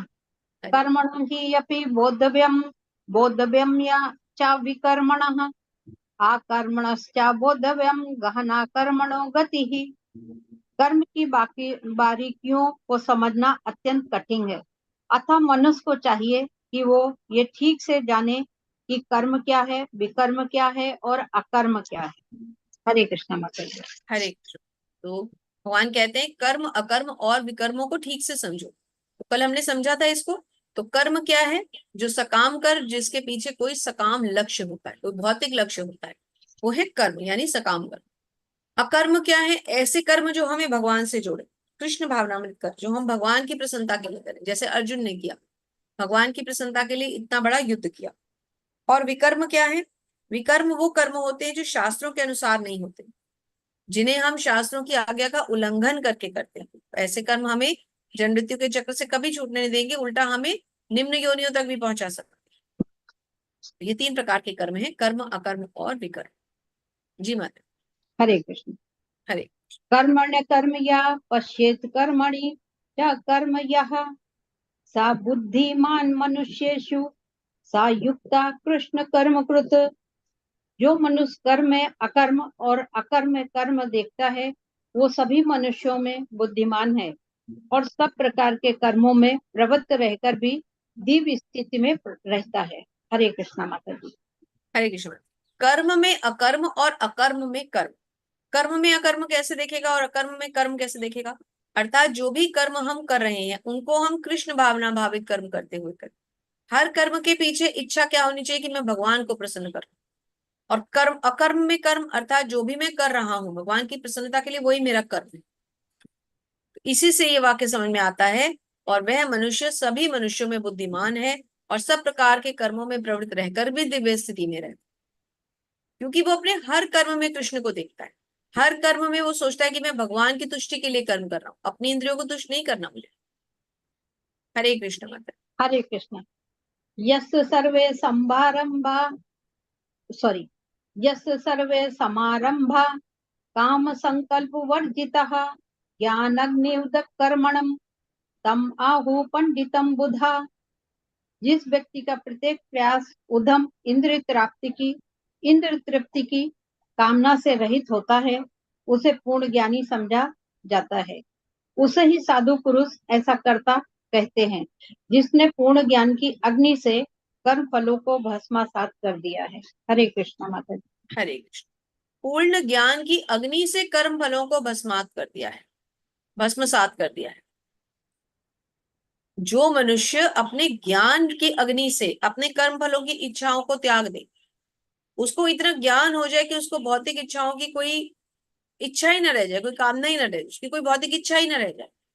अर्थात उसको इतना ज्ञान प्राप्त हो गया, उसको पता है कि भौतिक संसार बिल्कुल व्यर्थ है, इसमें कोई भी इच्छा करने से मेरा कोई लाभ नहीं होने वाला।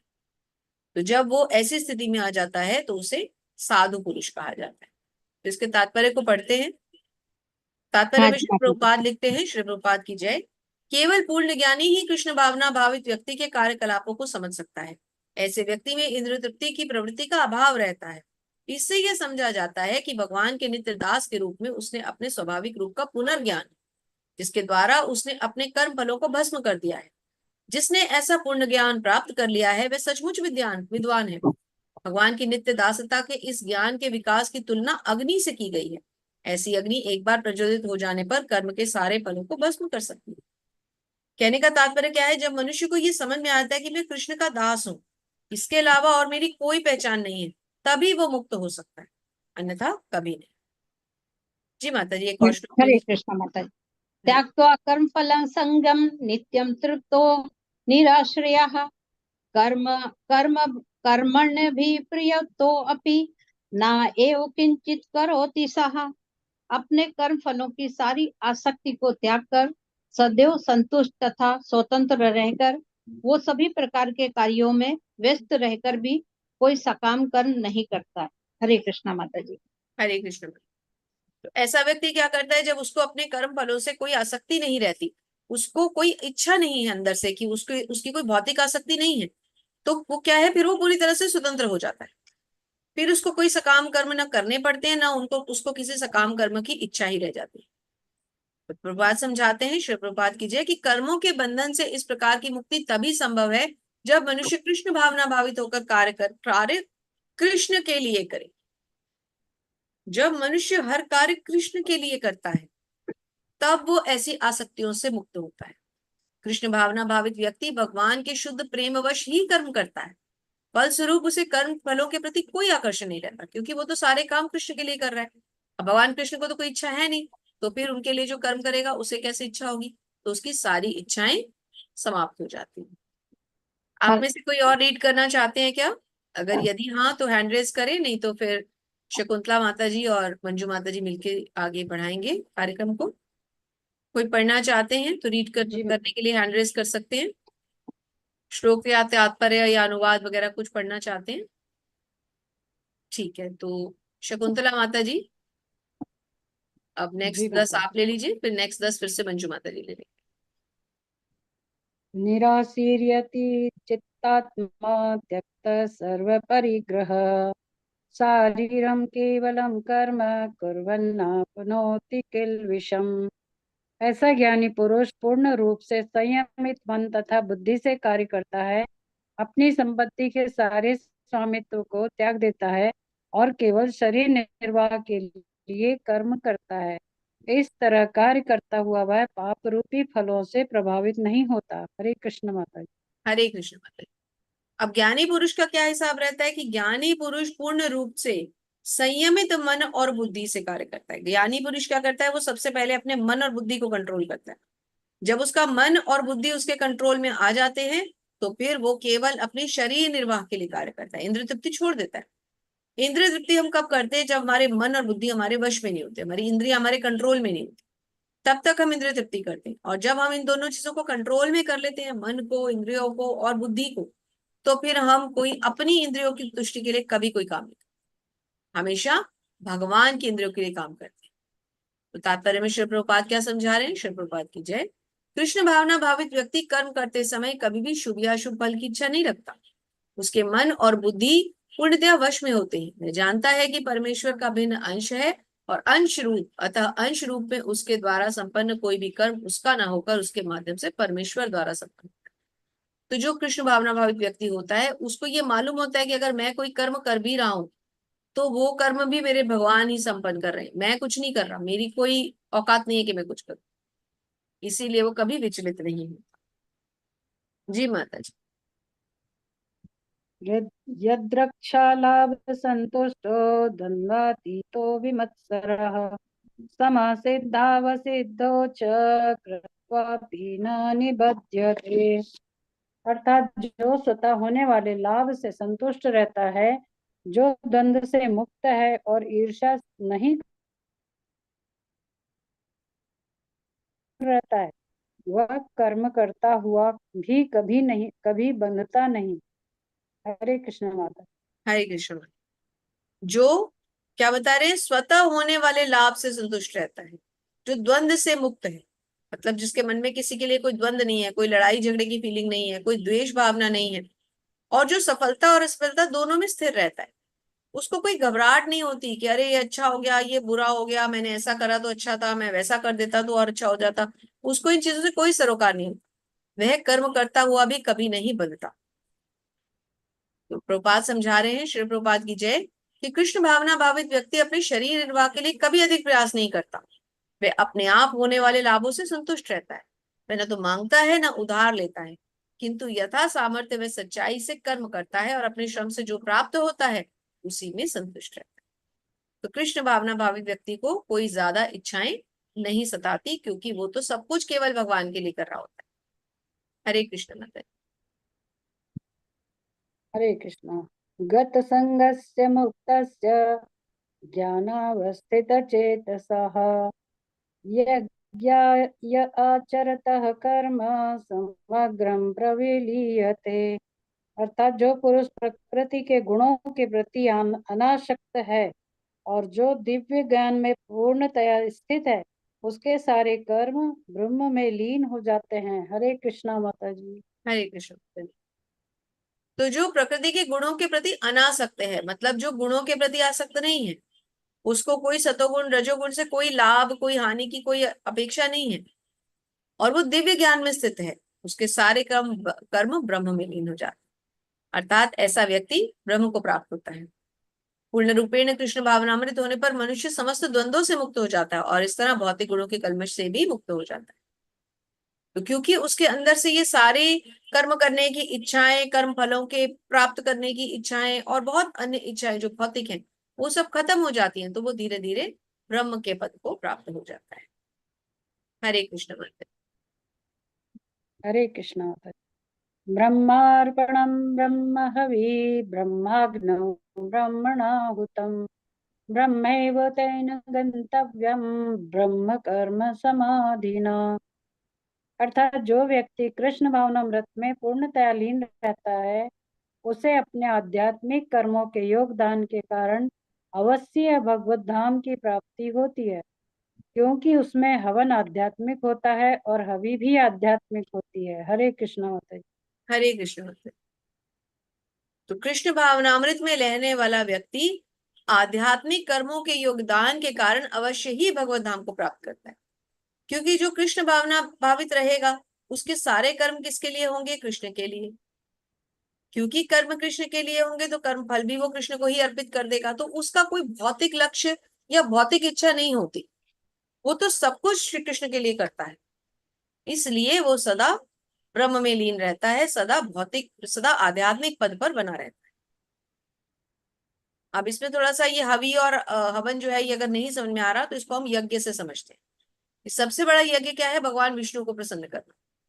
भगवान विष्णु किस तरह से प्रसन्न होते हैं? जैसे कि अभी हम कलयुग में कौन सा यज्ञ करके श्री कृष्ण को प्रसन्न कर रहे हैं? संकीर्तन यज्ञ, कि हम सब भक्त लोगों के साथ में बैठे और हरे कृष्ण महामंत्र को गाएं, उच्चारण करें। ये संकीर्तन यज्ञ इस युग का सबसे बड़ा यज्ञ है। हमें कोई अन्य यज्ञ सोचने की कोई आवश्यकता नहीं कि हमने तो यज्ञ किए नहीं, भगवान को प्रसन्न कैसे करेंगे।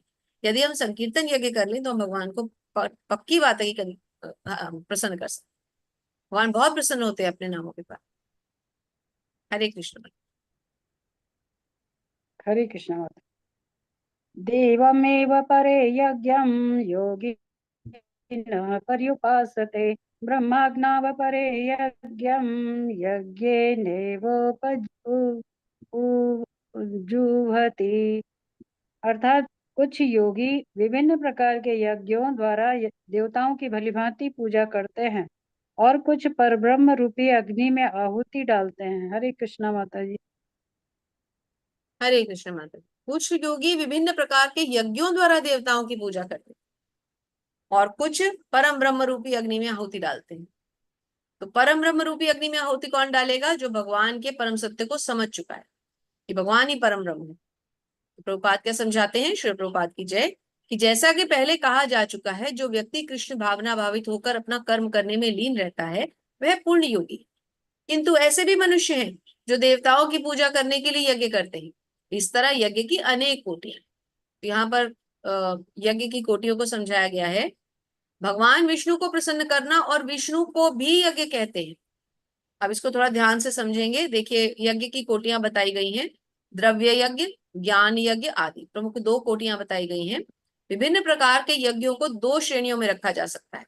सांसारिक द्रव्यों के लिए द्रव्य यज्ञ और दिव्य ज्ञान के लिए ज्ञान यज्ञ। ये याद रखना है हमें।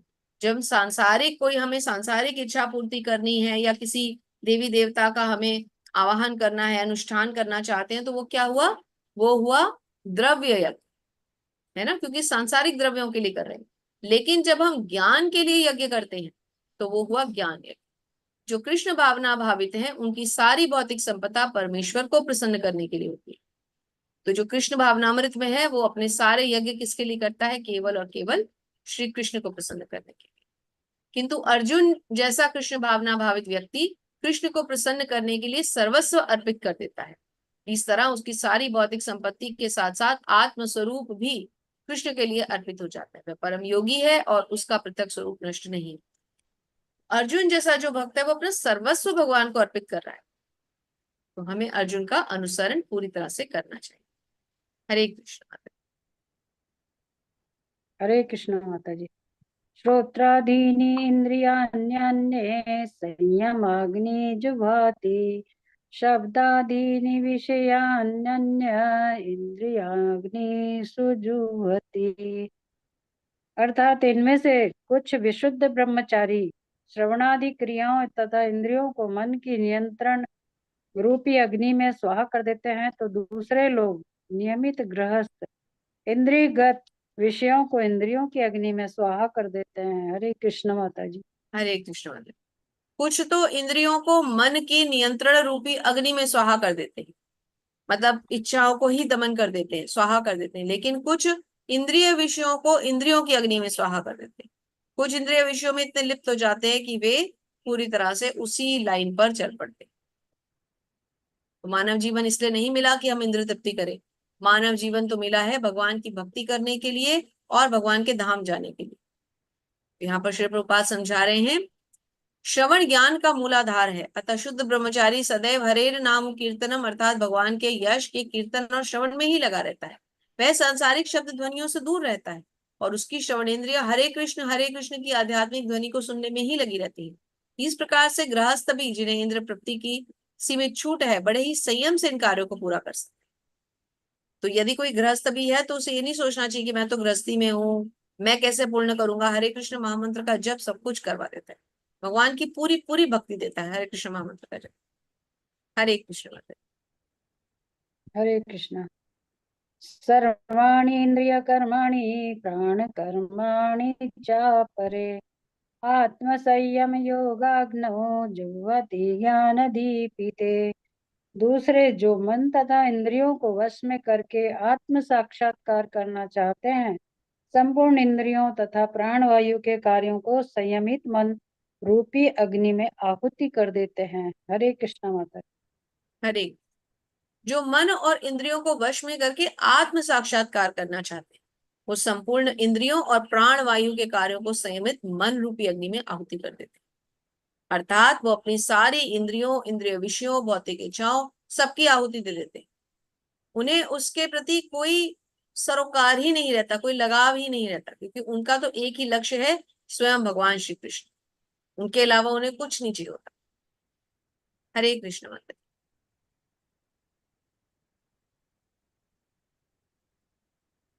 हरे कृष्णा।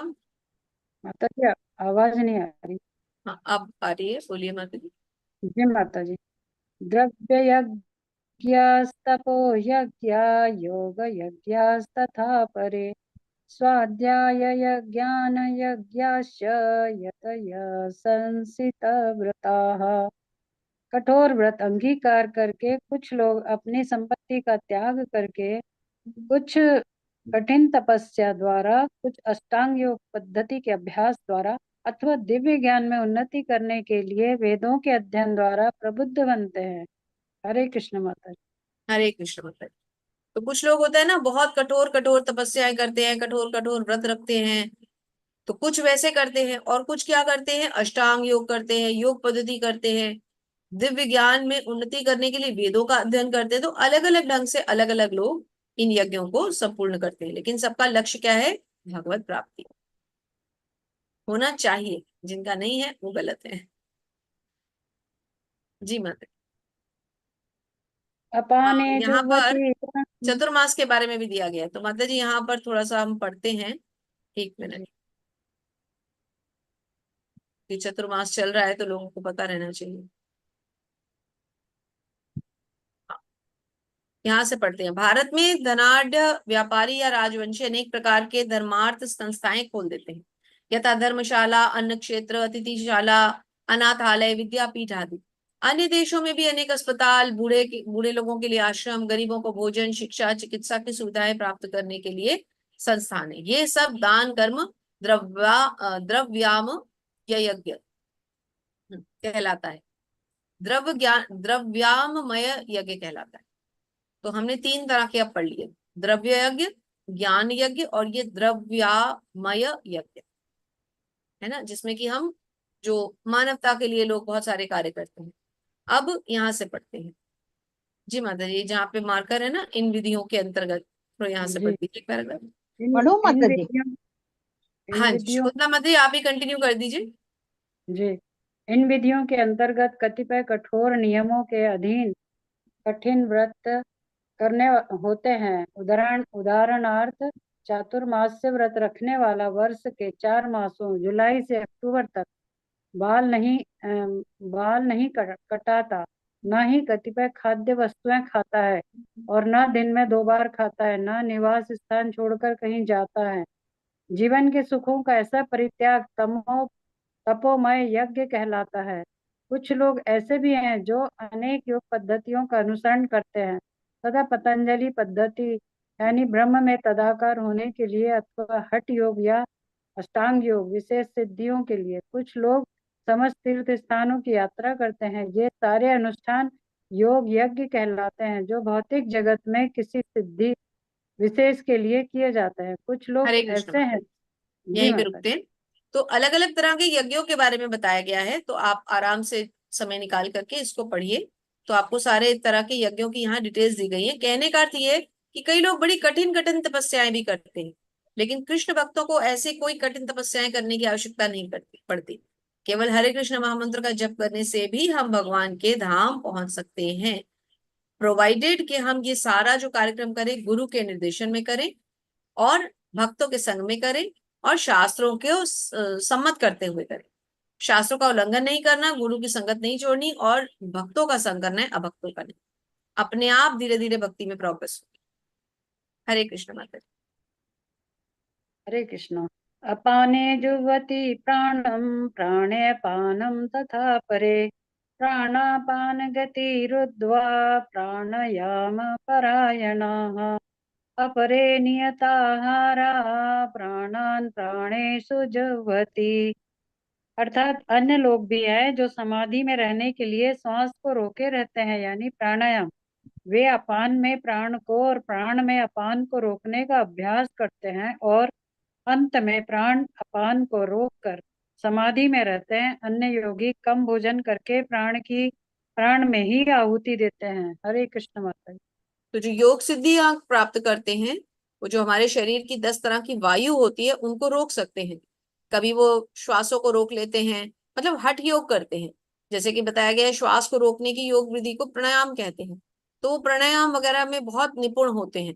कभी ऊपर से नीचे जो वायु आती है उसको रोक लेते हैं, कुंभक योग आदि, जो जैसे हमने योग क्रियाएं सुनी है ना। तो आप इस पैराग्राफ को अगर पढ़ेंगे तो इससे काफी कुछ समझ में आएगा। तो इसको थोड़ा सा पढ़ लेते हैं माता जी, थोड़ा एक बार रीडिंग हो जाएगी तो अच्छे से समझ में आ जाएगा। तो एक ही जी माता पैराग्राफ जी। पढ़ते हैं जी। हरे कृष्ण। तात्पर्य श्रील प्रभुपाद जी के द्वारा। श्रील प्रभुपाद जी की जय। श्वास को रोकने की योग विधि प्राणायाम कहलाती है। प्रारंभ में हठ योग के विविध आसनों की सहायता से इसका अभ्यास किया जाता है। ये सारी विधियां इंद्रियों को वश में करने तथा आत्म साक्षात्कार की प्रगति के लिए संस्तुत की जाती है। इस विधि में शरीर के भीतर वायु को रोका जाता है, जिससे वायु की गति की दिशा उलट सके। अपान वायु निम्नगामी अधोमुखी है और प्राण वायु ऊर्ध्वगामी है। प्राणायाम में योगी विपरीत दिशा में श्वास लेने का तब तक अभ्यास करता है जब तक दोनों वायु उदासीन होकर पूरक अर्थात सम नहीं हो जाती। जब अपान वायु को प्राण वायु में अर्पित कर दिया जाता है तो इसे रेचक कहते हैं। जब प्राण तथा अपान वायु को पूर्णतया रोक दिया जाता है तो इसे कुंभक योग कहते हैं। कुंभक योगाभ्यास द्वारा मनुष्य आत्म सिद्धि के लिए जीवन अवधि बढ़ा सकता है। बुद्धिमान योगी एक ही जीवन काल में सिद्धि प्राप्त करने का इच्छुक रहता है, वह दूसरे जीवन की प्रतीक्षा नहीं करता। कुंभक योग के अभ्यास से योगी जीवन अवधि को अनेक वर्षों के लिए बढ़ा सकता है, किंतु श्री भगवान के दिव्य प्रेमा भक्ति में स्थित रहने के कारण कृष्ण भावना भावित मनुष्य स्वतः इंद्रियों का नियंता यानी जितेंद्रिय बन जाता है।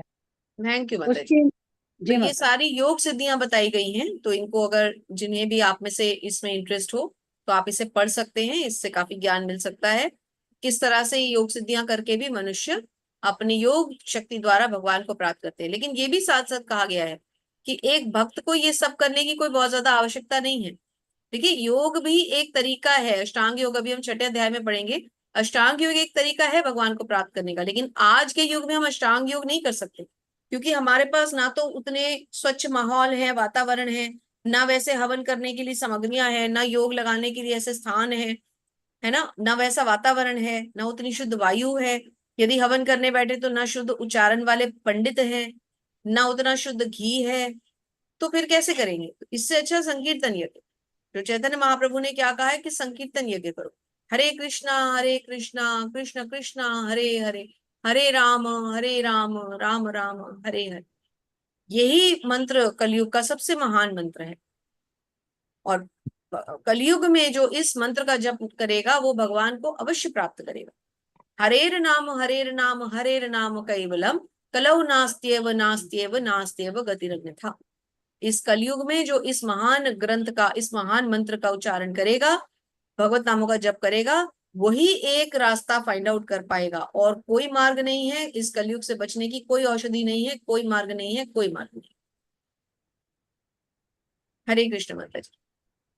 हरे कृष्णा। कल्मषाः यज्ञ शिष्टामृत भुजो यान्ति ब्रह्म सनातनम। अर्थात ये सभी यज्ञ करने वाले यज्ञों का अर्थ जानने के कारण पाप कर्मों से मुक्त हो जाते हैं और यज्ञों के फल रूपी अमृत को चख कर परम दिव्य आकाश की ओर बढ़ते जाते हैं। हरे कृष्ण माता। हरे कृष्ण माता। तो इस प्रकार के यज्ञ करने से मनुष्य दिव्य आकाश की ओर बढ़ता है। दिव्य आकाश का क्यों कहा गया है? दिव्य आकाश में क्या है? भगवान का धाम, वैकुंठ धाम।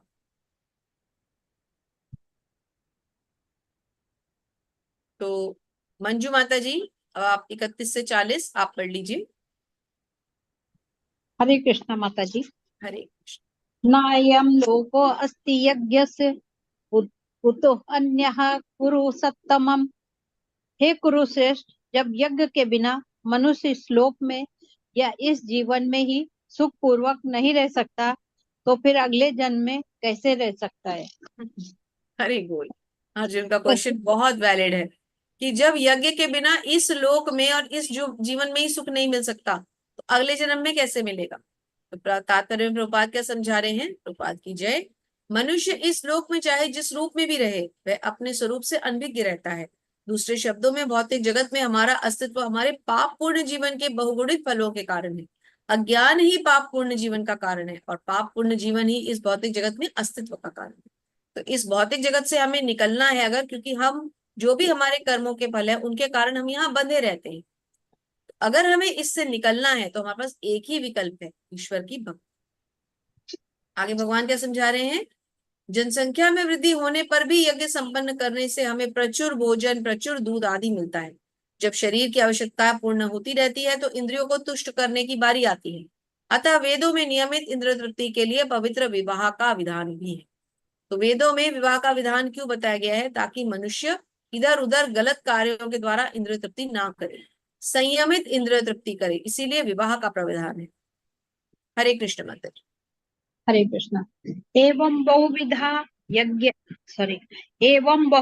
यज्ञ विततः ब्रह्मण मुखे कर्म जान विद्धि तान सर्वाने ज्ञात्वा मुमोक्षे विमोक्ष्य से। ये विभिन्न प्रकार के यज्ञ वेद समझते हैं और ये सभी विभिन्न प्रकार के कर्मों से उत्पन्न है। इन्हें इस प्रकार में जानने पर तुम मुक्त हो जाओगे। हरे कृष्ण। हरे कृष्ण। तो भगवान क्या कह रहे हैं कि इन सबको जानने से तुम मुक्त हो जाओगे। इनको अगर तुम समझ लेते हो तो तुम मुक्त हो जाओगे। देह से मुक्त होने के लिए इन सबका विधान है। इसकी पुष्टि यहाँ भगवान ने अपनी श्रीमुख से की है। भगवान ने स्वयं कहा है यदि तुम इन सभी यज्ञों को समझ लो तो तुम मुक्त हो सकते हो। हरे कृष्ण। हरे कृष्ण। श्रेयान द्रव्यमयात यज्ञ यज्ञात ज्ञान यज्ञ परंतप सर्वम कर्म अखिलम पार्थ ज्ञाने परिसमाप्यते। हे परंतप, द्रव्य यज्ञ से ज्ञान यज्ञ श्रेष्ठ है। हे पार्थ, अंततो गत्वा सारे कर्म यज्ञों का अवसान दिव्य ज्ञान में होता है। हरे कृष्ण। तो द्रव्य यज्ञ से ज्ञान यज्ञ क्यों श्रेष्ठ बताया? क्योंकि द्रव्य यज्ञ किस लिए किया जाता है? भौतिक कार्यों के लिए, इस भौतिक जगत के कार्यों के लिए। और ज्ञान यज्ञ किस लिए किया जाता है? ज्ञान की प्राप्ति के लिए। इसलिए भगवान ने क्या कहा है कि ज्ञान यज्ञ द्रव्य यज्ञ से श्रेष्ठ है। श्रील प्रभुपाद बताते हैं, श्रील प्रभुपाद की जय। समस्त यज्ञों का एक यही प्रयोजन है कि जीव को पूर्ण ज्ञान प्राप्त हो, जिससे वह भौतिक कष्टों से छुटकारा पाकर परमेश्वर की दिव्य सेवा कर सके। तो हमें एक ही कार्य करने के लिए इन सब चीजों का ज्ञान होना चाहिए। हमारा असली अस्तित्व क्या होना चाहिए? हमारी असली पहचान क्या है? कि हम कृष्ण के दास हैं। और यदि हम ये समझ लेते हैं तो फिर हमें अन्यथा कोई यज्ञ कुछ और करने की आवश्यकता नहीं है। बस एक यही बात दिमाग में बिठा लेनी कि हम कृष्ण के दास हैं। जो भी ये प्रकृति चल रही है ये केवल श्री कृष्ण के कारण चल रही है। जब हम उनकी सत्ता को स्वीकार कर लेंगे तो हमारा अपने आप उद्धार हो जाएगा। एक श्लोक मैं पढ़ना चाहूंगी क्योंकि ये मेरा बहुत ही फेवरेट श्लोक है। इस श्लोक को अपने गुरुदेव श्री प्रभुपाद को मैं हमेशा समर्पित करती हूँ। उनसे प्रार्थना करती हूँ कि जो भगवत गीता उन्होंने मुझ जैसे निकृष्ट मनुष्य के हाथ में दी है, जितना ज्ञान उन्होंने दिया है इस संसार को, मैं इस लायक नहीं थी कि मुझे ये ज्ञान प्राप्त हो, लेकिन केवल और केवल श्री प्रभुपाद के कारण हमें ये ज्ञान मिल पा रहा है। तो इस श्लोक को मैं हमेशा श्री प्रभुपाद को समर्पित करती हूँ।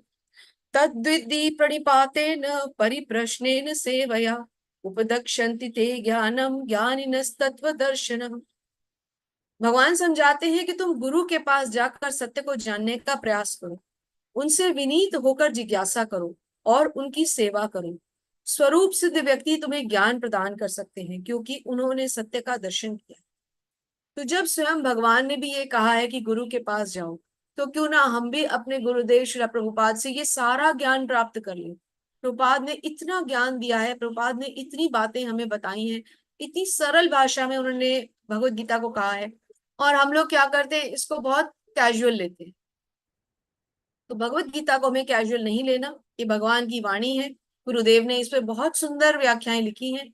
यदि हम भगवत गीता में श्री प्रभुपाद के तात्पर्यों को ध्यान से पढ़ेंगे तो हमें सारा ज्ञान जो भगवान ने अर्जुन को दिया था सारा समझ में आना शुरू हो जाएगा।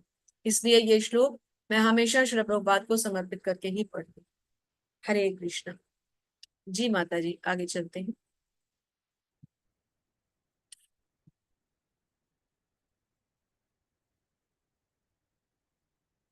जी मंजू माता जी पढ़िए।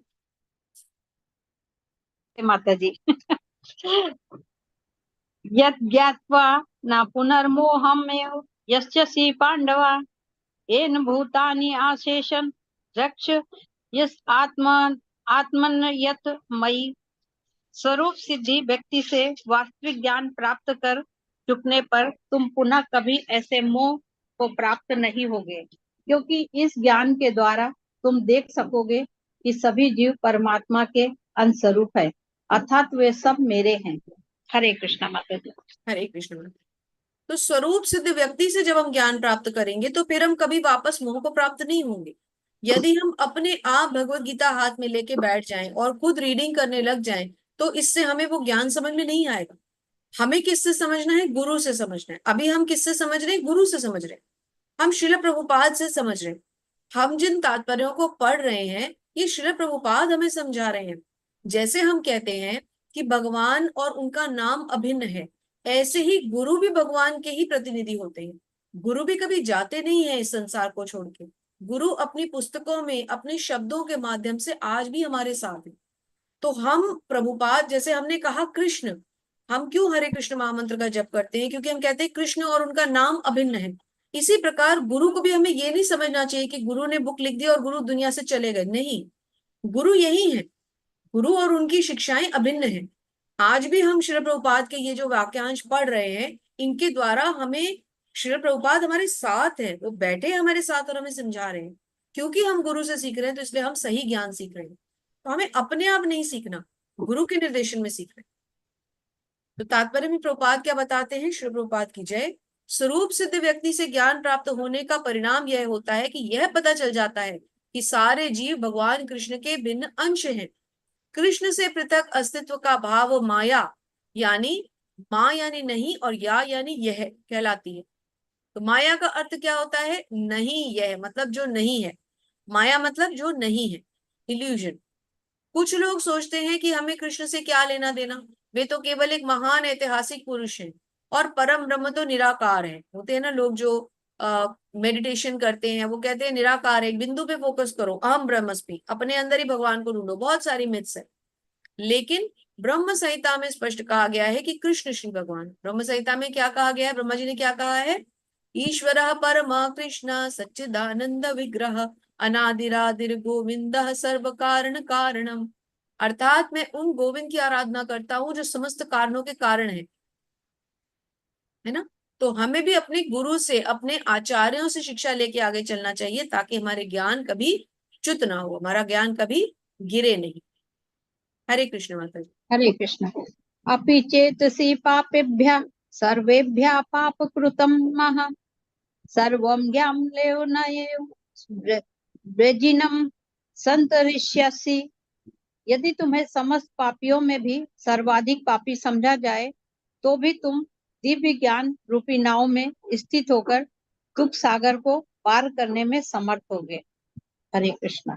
हरे कृष्णा। अब ये तात्पर्य, ये अनुवाद हमारे लिए, हम सब लोगों के लिए। यदि समस्त पापियों में हम सबसे ज्यादा पापी हैं, हम सब ने पाप किए हैं इस जीवन में, हम में से कोई ऐसा नहीं है जिसने कभी पाप ना किया हो। कुछ ना कुछ पाप किसी ना किसी रूप में हम सबने किए हैं। चाहे झूठ बोलना भी पाप है, झूठ बोल के किए हैं, या पता नहीं कैसे कैसे हम सबने पाप किए हैं।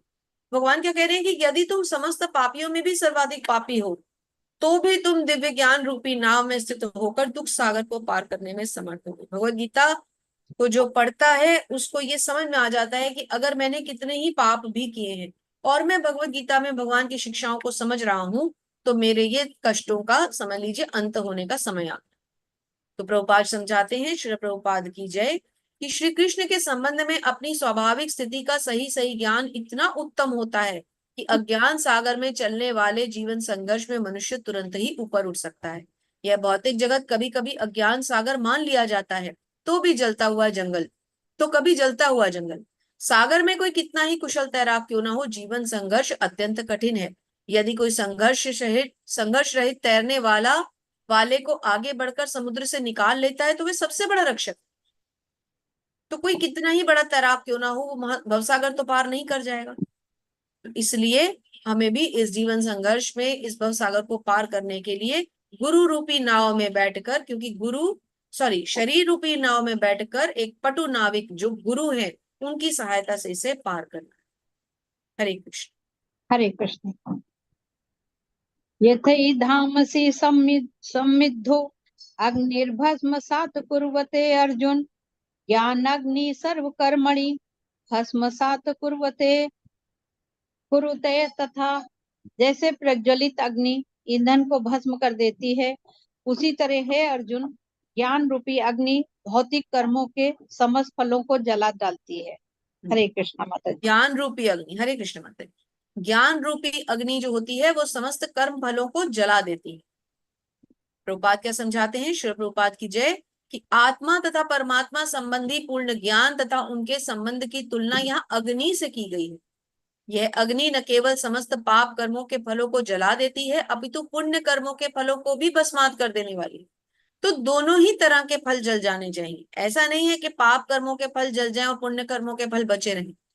कोई भी कर्म फल यदि हमारे साथ रहा तो वो इस भव बंधन में हमारे बंधन का कारण बन जाएगा। हम पाप करेंगे तो पाप के फल भोगने नरकों में जाएंगे, पुण्य करेंगे तो पुण्यों के फल भोगने स्वर्ग या उच्च लोकों में जाएंगे। लेकिन जब वो कर्म फल समाप्त हो जाएंगे तो क्या, वापस मृत्यु लोक में आएंगे। तो क्यों इस सड़े गले जीवन में हमें दोबारा आना है? हमें ऐसे कर्म करने हैं जिससे हम इस भव बंधन से ही मुक्त हो जाएं। तो कृष्ण भावना भावित कर्म करके हम इस भव बंधन से मुक्त हो सकते हैं। हरे कृष्ण माता जी। हरे कृष्ण माता जी। नाही हरे कृष्ण। नाही ज्ञानेन सादृशम पवित्रम इह विद्यते, तत्स्वयं योग सिद्धि कालेनात्मनि वंदति। इस संसार में दिव्य ज्ञान के समान कुछ भी उद्धत तथा शुद्ध नहीं है। ऐसा ज्ञान समस्त योग का परिपक्व फल है। जो व्यक्ति भक्ति में सिद्ध हो जाता है, वो यथा समय अपने अंतर में इस ज्ञान का आस्वादन करता है। हरे कृष्ण माता जी। हरे कृष्ण माता जी। तो ऐसा ज्ञान समस्त योग का परिपक्व फल है। भगवान बताते हैं कि इस ज्ञान को हम क्यों प्राप्त कर रहे हैं, क्यों हम इस ज्ञान को आस्वादन करना चाहते हैं, क्योंकि ये सभी ज्ञानों में परिपक्व फल है, सभी का निचोड़ है। जब हम दिव्य ज्ञान की बात करते हैं तो हमारा प्रयोजन आज आध्यात्मिक ज्ञान से होता है। निस्संदेह दिव्य ज्ञान के समान कुछ भी शुद्ध नहीं। अज्ञान हमारे बंधन का कारण है और ज्ञान हमारी मुक्ति का कारण।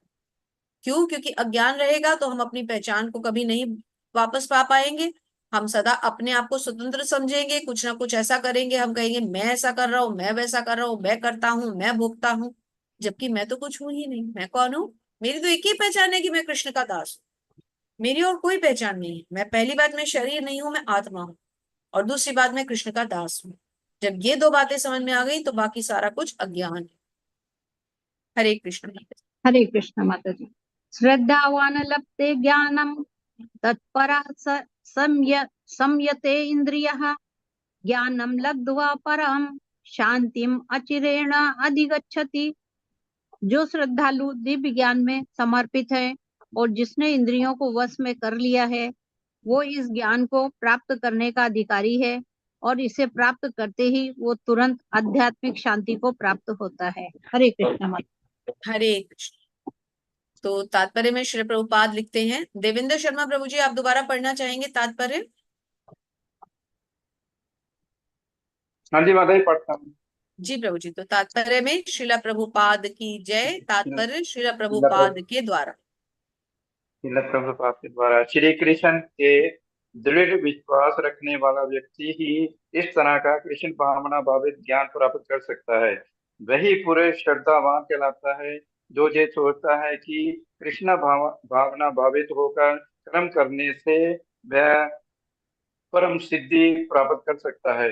ये श्रद्धा भक्ति के द्वारा तथा हरे कृष्ण कृष्ण कृष्ण। हरे कृष्ण कृष्ण हरे हरे, हरे राम राम राम हरे हरे मंत्र के जाप द्वारा प्राप्त की जाती है, क्योंकि इससे हृदय की सारी भौतिक मलिनता दूर हो जाती है।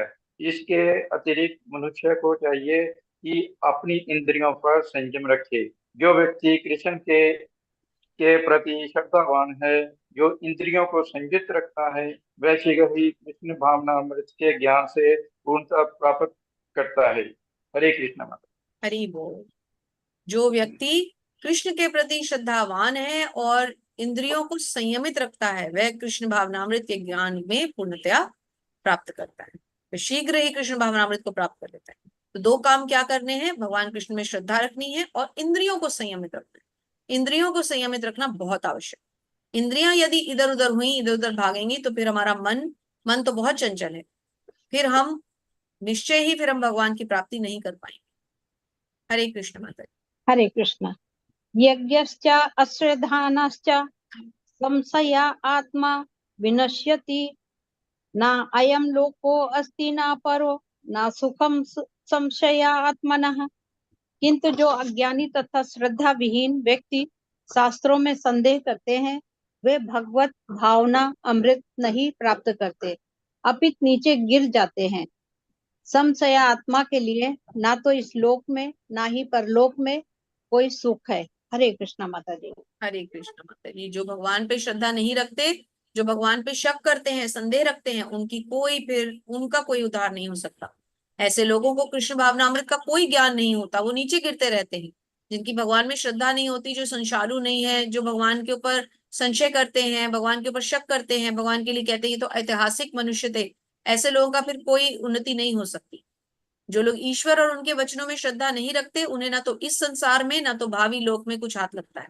ऐसे लोगों की कोई गति नहीं है। बार बार वो इस जन्म मृत्यु के भवबंधन में गिरते रहेंगे और अपने कष्ट, इन कर्म फलों को कष्टों के रूप में भोगते रहेंगे। और ये जरूरी भी नहीं है कि मनुष्य बने, पता नहीं कौन कौन सी योनियां भोगेंगे फिर। हरे कृष्ण माता जी। एक हरे और कृष्ण। श्लोक पढ़ लीजिए माता जी।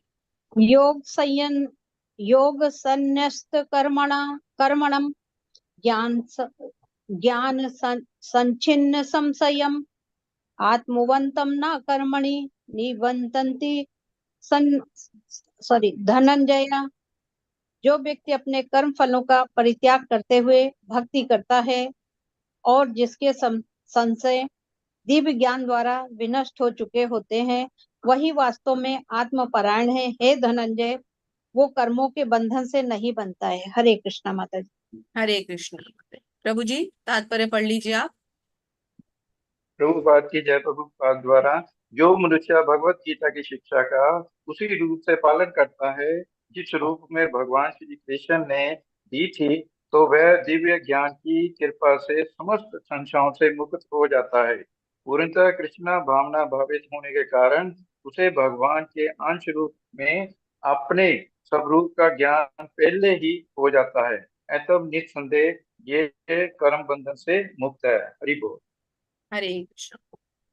तो जो हरे भगवान कृष्ण। कृष्ण की इस सुंदर शिक्षा को समझता है, इस ज्ञान को समझता है, इसका पालन करता है, वो मुक्त हो जाता है। तो शकुंतला माता जी, अब एक श्लोक आप पढ़ लीजिए। हरे कृष्णा। हरे कृष्ण माता जी। हरे कृष्ण। तस्मात् ज्ञान संभूतं हृतस्थं ज्ञानसिनात्मनः चित्त्वेनं संशयं योगम् आत्मतिष्ठ तिष्ठ भारत तिष्ठ भारत। अतएव तुम्हारे हृदय में अज्ञान के कारण जो संशय उठे हैं, उन्हें ज्ञान रूपी शस्त्र से काट डालो। हे भारत, तुम योग से समन्वित होकर खड़े हो और युद्ध करो। हरे कृष्ण माता। हरे कृष्ण माता जी। तुम्हारे हृदय में अज्ञान के कारण जो संशय उठे, यह अज्ञान है जो तुम अपने संबंधियों के प्रति मोहित हो रहे हो, भ्रमित हो रहे हो कि मैं इन्हें कैसे मारूं। तुम इनको नहीं मार रहे हो, तुम तो धर्म के लिए लड़ रहे हो। तुम क्षत्रिय हो, तुम्हारा कर्तव्य क्या है? धर्म के लिए लड़ना। यदि तुम अपना कर्तव्य पूरा नहीं करोगे तो फिर तो तुम असली पाप तो तुम तब करोगे। इनको मार के तुम कोई पाप नहीं कर रहे। पाप तो तब होगा जब तुम अपना कर्तव्य पूरा नहीं करो। इसलिए भगवान कहते हैं कि अब उठो और तुम युद्ध करो। तो प्रभुपाद लिखते हैं, श्री प्रभुपाद की जय, कि यह कृष्ण भावनामृत विविध देव यज्ञ, ब्रह्म यज्ञ, ब्रह्मचर्य यज्ञ, गृहस्थ यज्ञ, इंद्रिय संयम यज्ञ, योग साधना यज्ञ, तपस्या यज्ञ, द्रव्य यज्ञ, स्वाध्याय यज्ञ तथा वर्णाश्रम में भाग लेकर जागृत किया जाता है, ये सब यज्ञ कहलाते हैं और ये सब नियमित कर्म पर आधारित है। किंतु इन सब कार्यकलापों के भीतर सबसे महत्वपूर्ण कारक है आत्म साक्षात्कार। जो इस उद्देश्य की खोज कर लेता है वह भगवत गीता का वास्तविक पाठक है, किंतु जो श्री कृष्ण को प्रमाण नहीं मानता वह नीचे गिर जाता है। अतः मनुष्य को चाहिए कि वह सेवा तथा समर्पण समेत किसी प्रामाणिक गुरु के निर्देशन में भगवत गीता या अन्य किसी शास्त्र का अध्ययन करे। तो इन सभी द्रव्यों, जितने भी तरह के यज्ञ बताए गए हैं, इन सब से हमें इस युग में एक ही यज्ञ है जो सारे यज्ञों के बराबर है, और वह क्या है? संकीर्तन यज्ञ। संकीर्तन यज्ञ यानी हरे कृष्ण कृष्ण कृष्ण हरे हरे, हरे राम राम राम हरे हरे। जब हम मंद स्वर में केवल अपने लिए इस जप को करते हैं तो ये जप बन जाता है, परंतु जब हम सामूहिक रूप से इसका ऊंचे ऊंचे उच्चारण करते हैं तो ये कीर्तन बन जाता है। उसको कहते हैं संकीर्तन। जब हम सब जने सामूहिक रूप से बैठकर करें, कीर्तन ले लें, करताले ले लें, मृदंग ले लें, संकीर्तन यज्ञ। प्रामाणिक गुरु अनंत काल से चले आने वाली परंपरा में होता है और वह परमेश्वर के उन उपदेशों से तनिक भी विषय नहीं होता जिन्हें उन्होंने लाखों वर्ष पूर्व सूर्यदेव को दिया। आगे क्या बताते हैं? अतः भगवत गीता में ही व्यक्त भगवत गीता के पद का अनुसरण करना चाहिए और उन लोगों से सावधान रहना चाहिए जो आत्मश्राग वश अन्यों को वास्तविक पद से विपद करते हैं। भगवान निश्चित रूप से परम पुरुष हैं और उनके कार्यकलाप दिव्य हैं। जो इसे समझता है वह भगवत गीता का अध्ययन शुभारंभ करते ही मुक्त होता है। इस प्रकार श्रीमद भगवद गीता के 4th अध्याय दिव्य ज्ञान का भक्ति वेदांत तात्पर्य पूर्ण। हरि बोल। हरे कृष्णा। हरि बोल। हरे कृष्णा। धन्यवाद माता जी, दंडवत प्रणाम। तो इससे संबंधित यदि कोई भी प्रश्न हो तो हम ले सकते हैं। तो हमारे पास एक ऑप्शन है कि हम सैटरडे संडे दोनों दिन ऑफ रखें, लेकिन थोड़ा सा एक मुझे ये ध्यान में आ रहा है कि इसी महीने में हमें इस कोर्स को कंप्लीट भी करना है और इसी मंथ में हमारे पास कृष्ण जन्माष्टमी और बलराम जयंती, ये 2 मेन उत्सव आएंगे। तो मुझे लगता है कि यदि हम कृष्ण जन्माष्टमी और बलराम जयंती दोनों दिन अगर हम क्लास ना कर पाए तो 2 छुट्टियां हमारी वो भी हो जाएंगी, और सैटरडे संडेज भी अगर हम छोड़ते हैं तो काफी ज्यादा हमारे लिए मुश्किल हो जाएगा, क्योंकि हमें 1 सितंबर से पहले पहले इसको फिनिश करना है। और प्लस बलराम जयंती के दिन मंदिर का उद्घाटन भी है, उस दिन मंदिर के प्रोग्राम रहेंगे, तो उस दिन भी शायद हम क्लास नहीं ले पाएंगे। तो यदि हम सैटरडेज को क्लास कर लें, संडेज को ऑफ रख लें, तो आप सबको ओके है? क्योंकि सैटरडे संडे दोनों पे ऑफ करेंगे तो कंप्लीट नहीं हो पाएगा। तो क्या आप सब सैटरडे को क्लासेस के लिए अवेलेबल रहेंगे? कोई दिक्कत तो नहीं है जी किसी को? माता जी। जी माता ठीक जी। है माता। ठीक। तो देखिए, हम इसीलिए लगभग 2-2 घंटे की क्लास डेली ले रहे हैं, क्योंकि मैं टारगेट करके चल रही हूँ कि कम से कम एक दिन में एक चैप्टर हो। तो मेरी पूरी कोशिश रहती है एक दिन में एक चैप्टर करने की, लेकिन कुछ चैप्टर एक दिन में नहीं हो पाएंगे। जैसे सेकेंड चैप्टर में हमें 3 दिन लग गए। एक दिन हमारा थोड़ा नेटवर्क इशू था तो कम हुआ, 2 दिन पूरे लगे। इसी तरह से हमारा 18वां अध्याय भी बहुत लंबा है, कम से कम 2 से 3 दिन उसमें भी लगेंगे, और बीच में भी 6ठा अध्याय भी हमारा काफी लंबा जाएगा। कोशिश तो रहेगी कि उसको भी हम टाइमली कंप्लीट करें, लेकिन कुछ अध्याय बहुत लंबे हैं। फिर उसके बाद हमारा 7वां, 8वां, 9वां, 11वां अध्याय हमारा बहुत लंबा है, 55 श्लोक हैं विराट रूप में, उसमें भी हमें 2 दिन लगेंगे। तो इसलिए हम थोड़ा इस तरह से करके चलते हैं कि सैटरडेज को हम क्लास करेंगे, संडेज को हम ऑफ रखेंगे, और बाकी सभी दिन 6 दिन हमारे लिए पर्याप्त होने चाहिए। यदि हम दिन काउंट करें तो आज हम 9 तारीख पे हैं, तो हमारे पास लगभग लगभग 20 दिन 21 दिन है, लेकिन इसमें से आप कम से कम 3 संडेज और 2 छुट्टियां, मतलब 5 दिन और कम कर दें, तो 15 दिन में हमें 15 अध्याय कर दें। तो टारगेट बहुत टफ है, इसलिए मैं लगभग 2 घंटे आपके साथ जुड़ी रहती हूँ। तो आप सब भी कृपा करके ऐसे ही जुड़े रहें, और हम पूरी कोशिश करेंगे कि टारगेट से 1 दिन पहले ही हम इसको कंप्लीट करके अपने गुरुजनों की प्रसन्नता के लिए इसे हम टाइमली कंप्लीट करें और अच्छे से कंप्लीट करें। कोई भी बहुत क्वेश्चन बहुत हो तो आप धन्यवाद लोग माता पूछ। जी, आप सबका बहुत बहुत बहुत धन्यवाद। अच्छे से समझा रहे हो आप, बहुत बहुत धन्यवाद। मैंने सोचा था कि चातुर्मास में आपसे सुनूं, लेकिन मैं भगवान ने मेरी इच्छा पूरी कर दी। हरि बोल। सही मैंने बात। आपसे कहा भी नहीं, लेकिन फिर भी आपसे मेरे को सुनने को मिल रहा है। हरि बोल। हरि। आपका मुझ पे हरी विशेष बोल। स्नेह है, इसके लिए मैं बहुत बहुत धन्यवाद देती हूँ। माता जी हमारे भक्ति शास्त्री क्लास में भी हैं, बहुत ही शुद्ध भक्त हैं, सुबह भागवतम भी बड़ी शुद्धता के साथ पढ़ते हैं। तो ऐसे सुंदर भक्तों का संग मिला हुआ है, तो यही हमारा बहुत बड़ा सौभाग्य है। माता जी, हमको तो आपका संग मिला, ये हमारे लिए बहुत सौभाग्य की बात है। माता जी हम तो मेरी ऐसी कोई अवस्था ही नहीं है, क्या है, कुछ भी नहीं है, यही कोई तो कुछ आपका नहीं है स्नेह है माता हम जी। लोग नहीं है। जी माता जी। बहुत बहुत धन्यवाद आप सबका। वांछा कल्पतरुभ्यश्च कृपा सिंधुभ्य एव च पतितानां पावनेभ्यो वैष्णवेभ्यो नमो नमः। हरे कृष्णा कृष्ण कृष्ण हरे हरे, हरे राम राम राम हरे हरे। अनंत कोटि वैष्णव वृंद की जय। जय श्रील प्रभुपाद महाराज की जय। जय जय आप सभी सुंदर भक्तों की जय। जय श्री श्री राधा गोविंद भगवान की जय। जय श्रीमद् भगवद गीता की जय। जय। जय। तो कल 2:50 पे फिर मिलेंगे, और तब तक के लिए सभी को हरे कृष्ण हरे माता जी, हरे दंडवत कृष्णा। प्रणाम। दंडवत प्रणाम माता जी। हरे धन्यवाद। हरे कृष्णा। धन्यवाद।